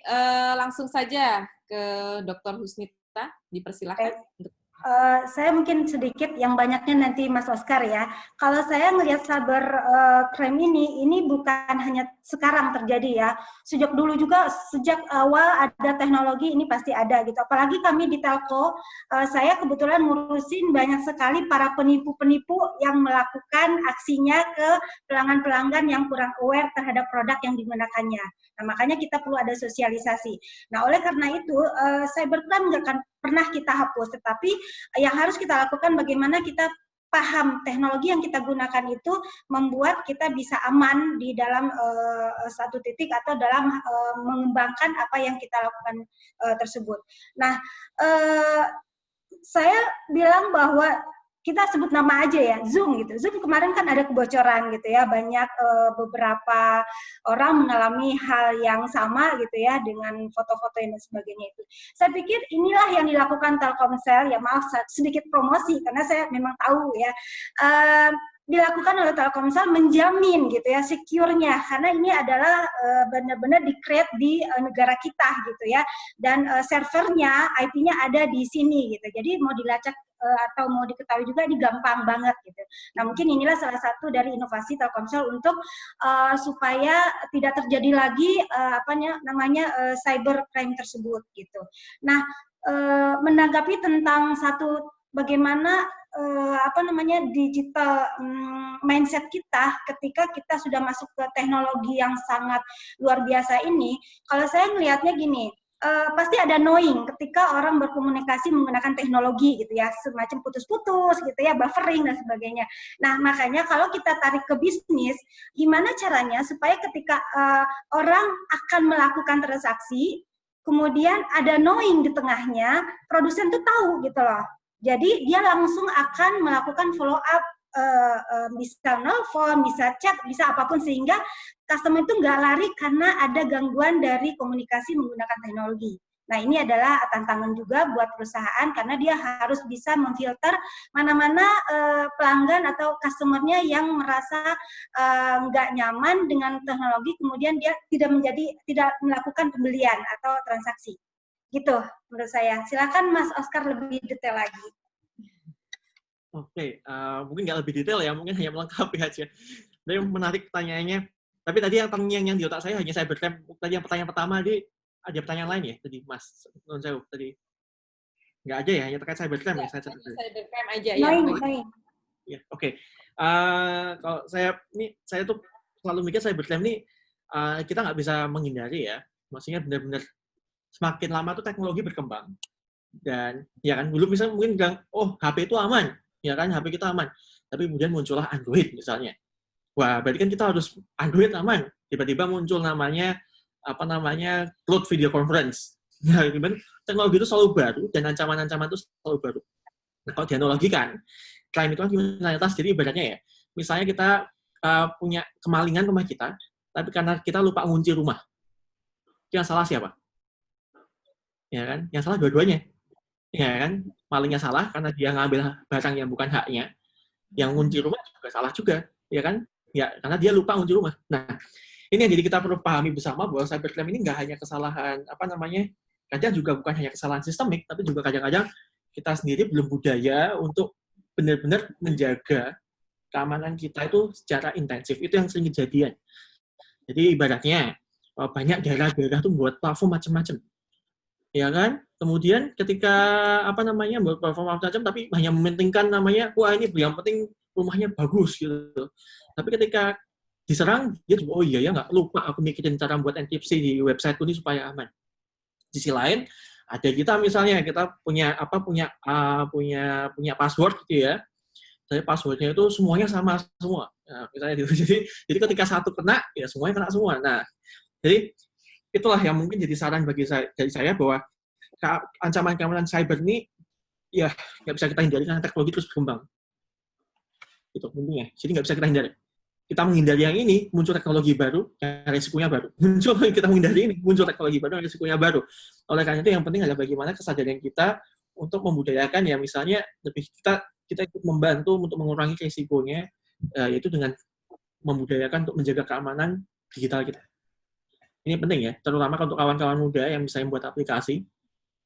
Ini yang banyak permasalahan sekarang bahwa ya kita akui bahwa pemerintah terbatas ya untuk mengawasi semua aplikasi yang ada di negara ini kan banyak banget. Dan itu yang jadi kita sama-sama kita bantu pemerintah untuk bagaimana kita mewujudkan aplikasi kita itu yang aman. Jadi nggak usah nunggu diserang dulu baru kita amanin, tapi dari awal kita buat aplikasi kita yang aman. Termasuk di bidang password kita pun kita dari awal nggak usah nunggu kita dihack dulu, tapi kita buat itu semua aman. Itu mungkin ya jadi konsepku, jadi nggak usah nunggu diserang dulu, tapi kita udah budayakan untuk selalu mengutamakan terkait dengan keamanan data, kedaulatan data itu adalah hal yang utama bagi kita. Kayaknya itu, semoga menjawab. Oke, ya baik. Terima kasih Mas Oscar. Ada lagi yang ingin ditanyakan? Memang ya, teknologi memang canggih, tetapi juga ada kelebihan dan kekurangannya ya. Ada kelemahannya. Baik, masih ditunggu untuk pertanyaan-pertanyaan selanjutnya, masih dipersilahkan, masih ada waktu, sedikit waktu lagi sebelum kita tutup pukul 9 ya. biar nggak terlalu larut. Masih saya buka satu pertanyaan lagi deh. Satu pertanyaan lagi dipersilahkan. Ya, siapa yang mau bertanya? Ada yang mau pakai hadiah dari Telkomsel tuh Mbak, sayang tuh dianggurin, ada hadiahnya loh. Nggak ada yang mau ngambil tuh. Ya. Kalau nggak ada, moderatornya yang mengambil dengan senang hati. Ya, betul. Dipersilahkan yang ingin bertanya. Ayo, siapa yang ingin bertanya lagi? Ya, mumpung temanya menarik nih mengenai teknologi nih yang saat ini memang benar-benar sedang kita rasakan dan kita butuhkan sekali. Iya. Ya. Mbak Dita, ini acara kita juga live di Maxstream loh Mbak Dita. Jadi yang nggak bisa masuk ke sini, mereka bisa tonton di Maxstream TV Telkomsel gitu. Oh, ya. Maxstream TV ya. ya? Nanti Mas Oscar kita share ya rekamannya. Wah, ya boleh. Wah, direkam. Oke. Baik, ada yang ingin bertanya lagi? Manfaatkanlah hadiahnya lumayan nih dari Telkomsel ya. Oke, satu lagi sebelum saya tutup pertanyaannya yang ingin bertanya silahkan. Dari mahasiswa UNJ Ilmu Komunikasi, mana suaranya ini? Ayo. Ini dosennya yang ngomong. Bertanya lagi boleh Mbak? Yes, boleh. Oh ini Indah, oke. Iya. Hadiahnya double. Ya. Mbak, satu ya. Iya, di era teknologi ini kan kita berarti ada big data gitu kan ya. Terus di mana data-data pribadi kita itu yang notabene-nya privasi, yang notabene-nya privasi sering kita masukin ke aplikasi-aplikasi yang ada di handphone kita. Kayak masukin email kita, identitas nama kita, alamat kita, kayak gitu kan ya. Terus ada nggak payung hukum yang melindungi data-data privasi kita, identitas pribadi kita, seperti itu. Terima kasih. Bagaimana cara agar kita percaya bahwa data-data kita terlindungi gitu Mbak, dan tidak dipakai oleh oknum-oknum tertentu? Iya, maksudnya satu aja ya pertanyaannya. Iya. Iya, oke. Makasih. Oke. Ya. Silahkan para narasumber. Mau siapa yang duluan boleh? Atau Mas Oscar dulu deh sekarang. Tapi pertanyaan menarik ya. Kita bahas tentang digital mindset, kita sekarang mulai beralih ke topik terkait dengan bagaimana perlindungan data pribadi. Memang riset saya itu juga terkait dengan tata kelola data. Jadi memang concern saya itu, interest saya di bidang tata kelola data. Dan terkait dengan perlindungan data pribadi sendiri, pemerintah saat ini sudah memiliki sebuah aturan ya untuk menata tata kelola data. Kita punya namanya Perpres 1 Data, ya, kalau kawan-kawan sekalian terkait bidang data bisa baca itu namanya Perpres 1 Data, yang dimana itu mencantum terkait dengan tata kelola data di bidang pemerintahan, bagaimana data itu mengalir, dan bagaimana fungsi pengawasan itu ada dilakukan di situ. Siapa yang melakukan, siapa yang bisa mengendalikan data itu keluar masuk, dan kemudian siapa yang akan pembinaan data, itu semua ada di Perpres 1 Data. Nah, kemudian di sini juga lagi proses yang untuk memperkuat itu ada namanya RUU Perlindungan Data Pribadi.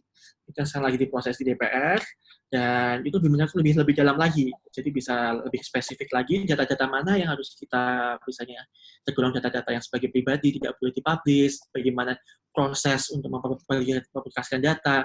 Itu semuanya sekarang sudah ada di RUU-nya dan dalam waktu dekat akan segera digulirkan. Tapi overall kita juga memiliki Badan Cyber Nasional, Badan Sandi dan Cyber Nasional, BSSN, ya Cyber Nasional, yang juga memiliki fungsi itu. Fungsi untuk mengamankan data-data kita, itu tetap aman. Data-data kita, data-data pemerintah ini diakses semuanya secara aman. Nah, tapi 3 itu kan bergerak di sektor pemerintahan. Nah, yang pasti yang masih belum bisa dikawal, itu misalnya masih itu juga memerlukan effort adalah terkait bagaimana data di sektor swasta. Nah, data sektor swasta sendiri itu kan ya kita bilang ya startup itu bisa muncul misalnya kapanpun, bisa dalam sehari itu startup bisa muncul ribuan ya, maksudnya kan itu kan kita lagi kedai kopi ngobrol sama teman-temannya cuma aktif kopi, kita buat startup jadi startup baru ya kan, kemudian itu mengumpulkan data. Nah, kan banyak banget perusahaan swasta. Nah, perusahaan swasta ini yang itu yang juga itu sebenarnya dirangkum di RUU PDP, tapi sisi lain karena itu juga di luar sektor pemerintah juga mereka harus memiliki sebuah pemahaman balik lagi bahwa melindungi data customer itu hal yang penting, ya kan? Karena apa? Karena ketika melihat kasus yang barusan, misalnya beberapa kasus di sektor swasta, ketika swasta ini datanya yang bermasalah, kepercayaan dari customer itu akan langsung berkurang. Nah, jadi kalau di pemerintah sendiri juga punya mekanismenya untuk perlindungan data, di swasta pun juga aku harap dan kita sama-sama dorong bersama untuk untuk melakukan perlindungan datanya secara ketat. Di sisi lain, kalau kawan-kawan menemukan hal-hal yang kira-kira, wah ini dataku ternyata nggak aman nih, atau misalnya kawan-kawan rasa, wah aku nemuin celah dataku ini digunakan oleh siapa, laporkan ke swastanya. Jadi mekanisme aktif memberikan masukan terkait adanya data-data yang keluar atau data-data yang bocor ke sektor ke instansi terkait itu juga penting supaya memberikan feedback. Jadi istilahnya peran aktif dari user pun juga penting untuk memberikan masukan karena terbatas juga kan ada swasta untuk mengetahui potensi-potensi kebocoran datanya. Kira-kira gitu ya, menjawab ya, semoga menjawab secara makronya. Oke. Gimana Indah? Terjawab? Oh, kabur jangan-jangan ini Indah. Berarti yang swasta itu belum ada payung hukumnya gitu ya? Oke. Mungkin bisa saya tambahkan sedikit ya, Mbak Dita, Mbak Indah. Baik, tadi Mas Oscar udah cerita terkait hal ini, cuma saya akan nambahkan dari sisi keamanannya. Sebenarnya tanpa kita sadari, kita tuh terkadang dengan gampangnya memberikan nomor data pribadi kita, atau di sini dalam hal ini nomor handphone kita gitu ya. Kenapa dengan gampangnya misalnya ada undian, kita isi, kemudian kita masukin nomor handphone kita, kemudian ada yang nanya SPG dan sebagainya, itu tanpa kita sadari. Akhirnya data-data kita itu dimanfaatkan oleh beberapa oknum tertentu. Nah, karena banyak kejadian seperti itu, maka dari BRTI, dalam hal ini regulasi ya untuk telco sendiri, mereka mengeluarkan aturan, di mana waktu sekitar 2 tahun yang lalu kan ada aturan semua kartu prabayar gitu ya, kalau pasca bayar pasti ya harus registrasi dengan sesuai dengan KTP-nya gitu ya. Kalau nggak sesuai dengan Dukcapil itu dianggapnya fail gitu. Itu adalah salah satu menghindari supaya keamanan data customer itu bisa dilindungi gitu. Dan kalau terjadi apa-apa itu bisa dilacak. Sayangnya nggak semua juga customer itu akhirnya mau melakukan registrasi sesuai dengan KTP-nya gitu kan.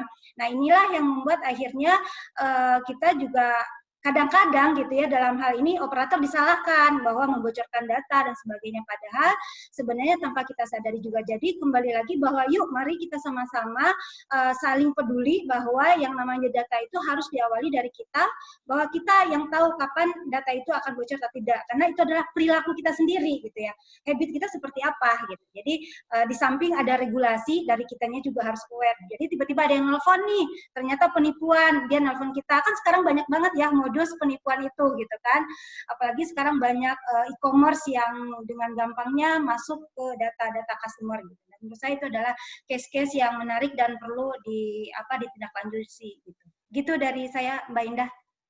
Nanggapin Oke, silakan. Ya, jadi memang swasta itu banyak banget ya, Mbak Indah. Contohnya yang paling menarik sekarang, kita setiap masuk mall disuruh masuk input data kan, sekarang banyak behavior kita suruh scan, kemudian masukin nama, masukin nomor telepon buat mencegah COVID itu kan. Sekarang lagi banyak kayak gitu. Jadi kan data pribadi kita. Dan itu kan nggak bisa kita kontrol ya, swasta mengeluarkan itu semua dan sebagainya nggak bisa kita kontrol. Nah, ya makanya itu ya udah balik lagi, penting bahwa kita pas masukin, kita harus aktif juga. Ini aman nggak data aku? Tanya ke petugasnya. Misalnya ada aktivis IT, ini aman nggak datanya? Contohnya deh, datanya aman misalnya apa? Oh ada klausanya, misalnya ada klausa kalau data apa-apa ini itu bakal menjadi tanggung jawab dari kita, akan menjadi. Nah itu misalnya ada terms of condition-nya, jadi datanya aman. Jadi keaktifan untuk melihat tadi yang Ibu Sinta bilang bahwa keaktifan kita lihat bagaimana regulasi data kita dikumpulkan kemudian untuk digunakan untuk apa, itu juga kita penting. Jadi nggak hanya sekedar scroll down ke bawah kemudian accept gitu kan, biasa kayak gitu kan. Kemudian tapi kita juga lihat aktif, tapi susah mengubah budaya itu. Tapi kalau di Amerika sendiri, pengalaman aku lihat masyarakat di Amerika itu sangat aware loh sama kayak gini. Jadi data itu udah hal yang sangat sensitif ya di Amerika, dan itu aku rasa seperti yang dibilang Pak Perdana Menteri Singapura, disruption karena COVID ini akan semakin cepat dan kita akan makin lama makin sadar bahwa data itu sangat penting, dan mungkin nggak menutup kemungkinan juga ke depan akan banyak kawan-kawan atau orang-orang yang akan berani menyuarakan protesnya, misalnya ada data-data yang itu, dan kemudian menuntut untuk memperbaiki sistem secara baik dan untuk haknya untuk diberikan. Jadi ibaratnya ini kita harus dorong bersama supaya swasta itu juga mulai aware untuk menjaga data. Jadi nggak seenaknya mainan data istilahnya kayak gitu. Ya. Cukup, Mas Oscar? Sip, cukup. Semoga menjawab.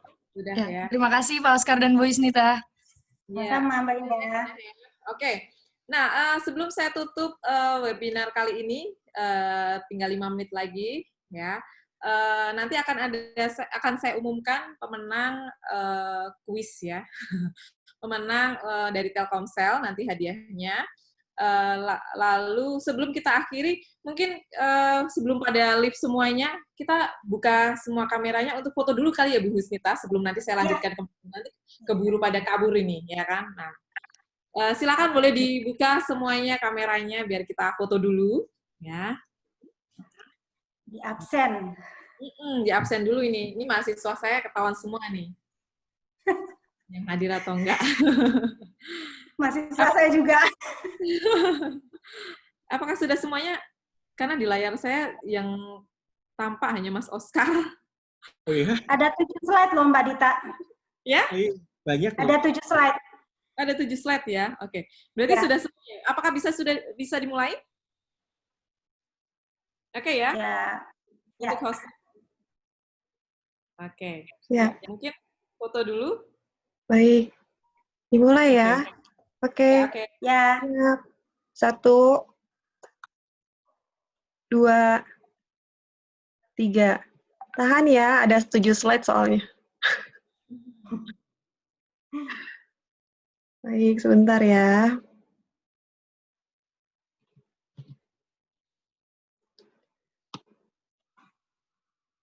Oke, untuk yang slide yang kedua,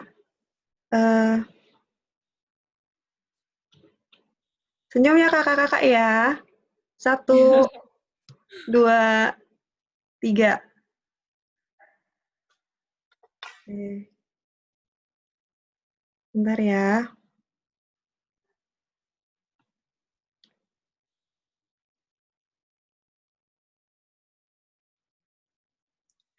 Ada Bu Dini juga nih, nongol.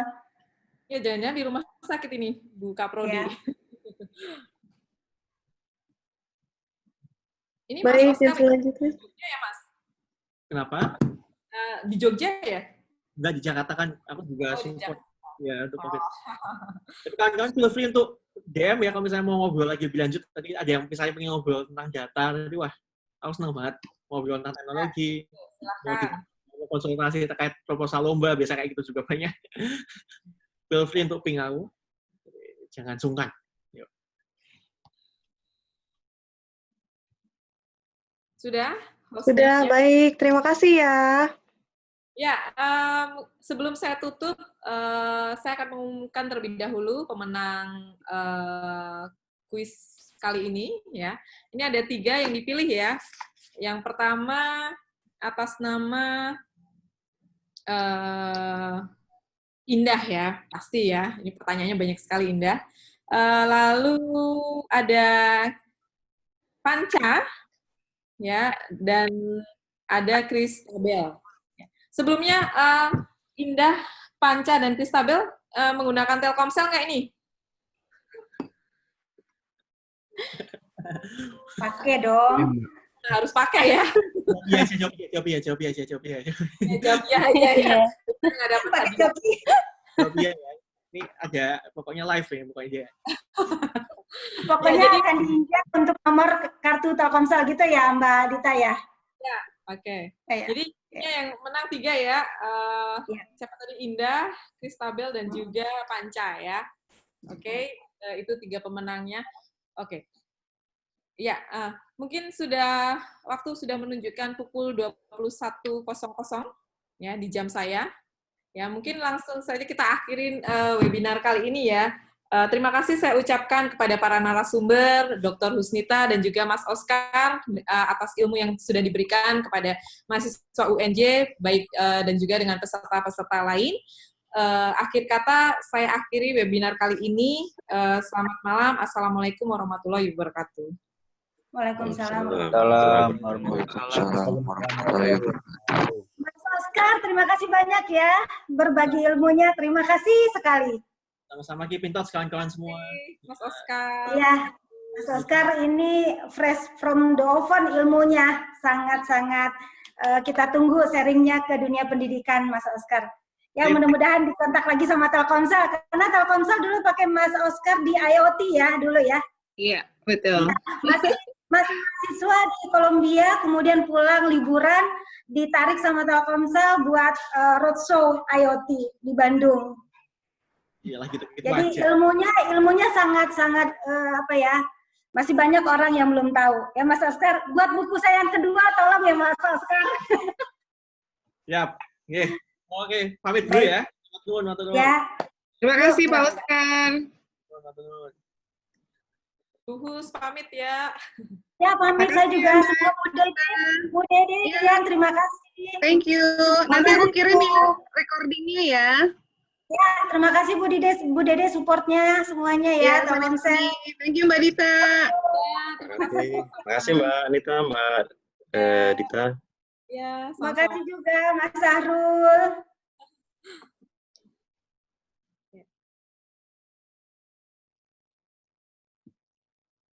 Ya, langsung converting ya, Di?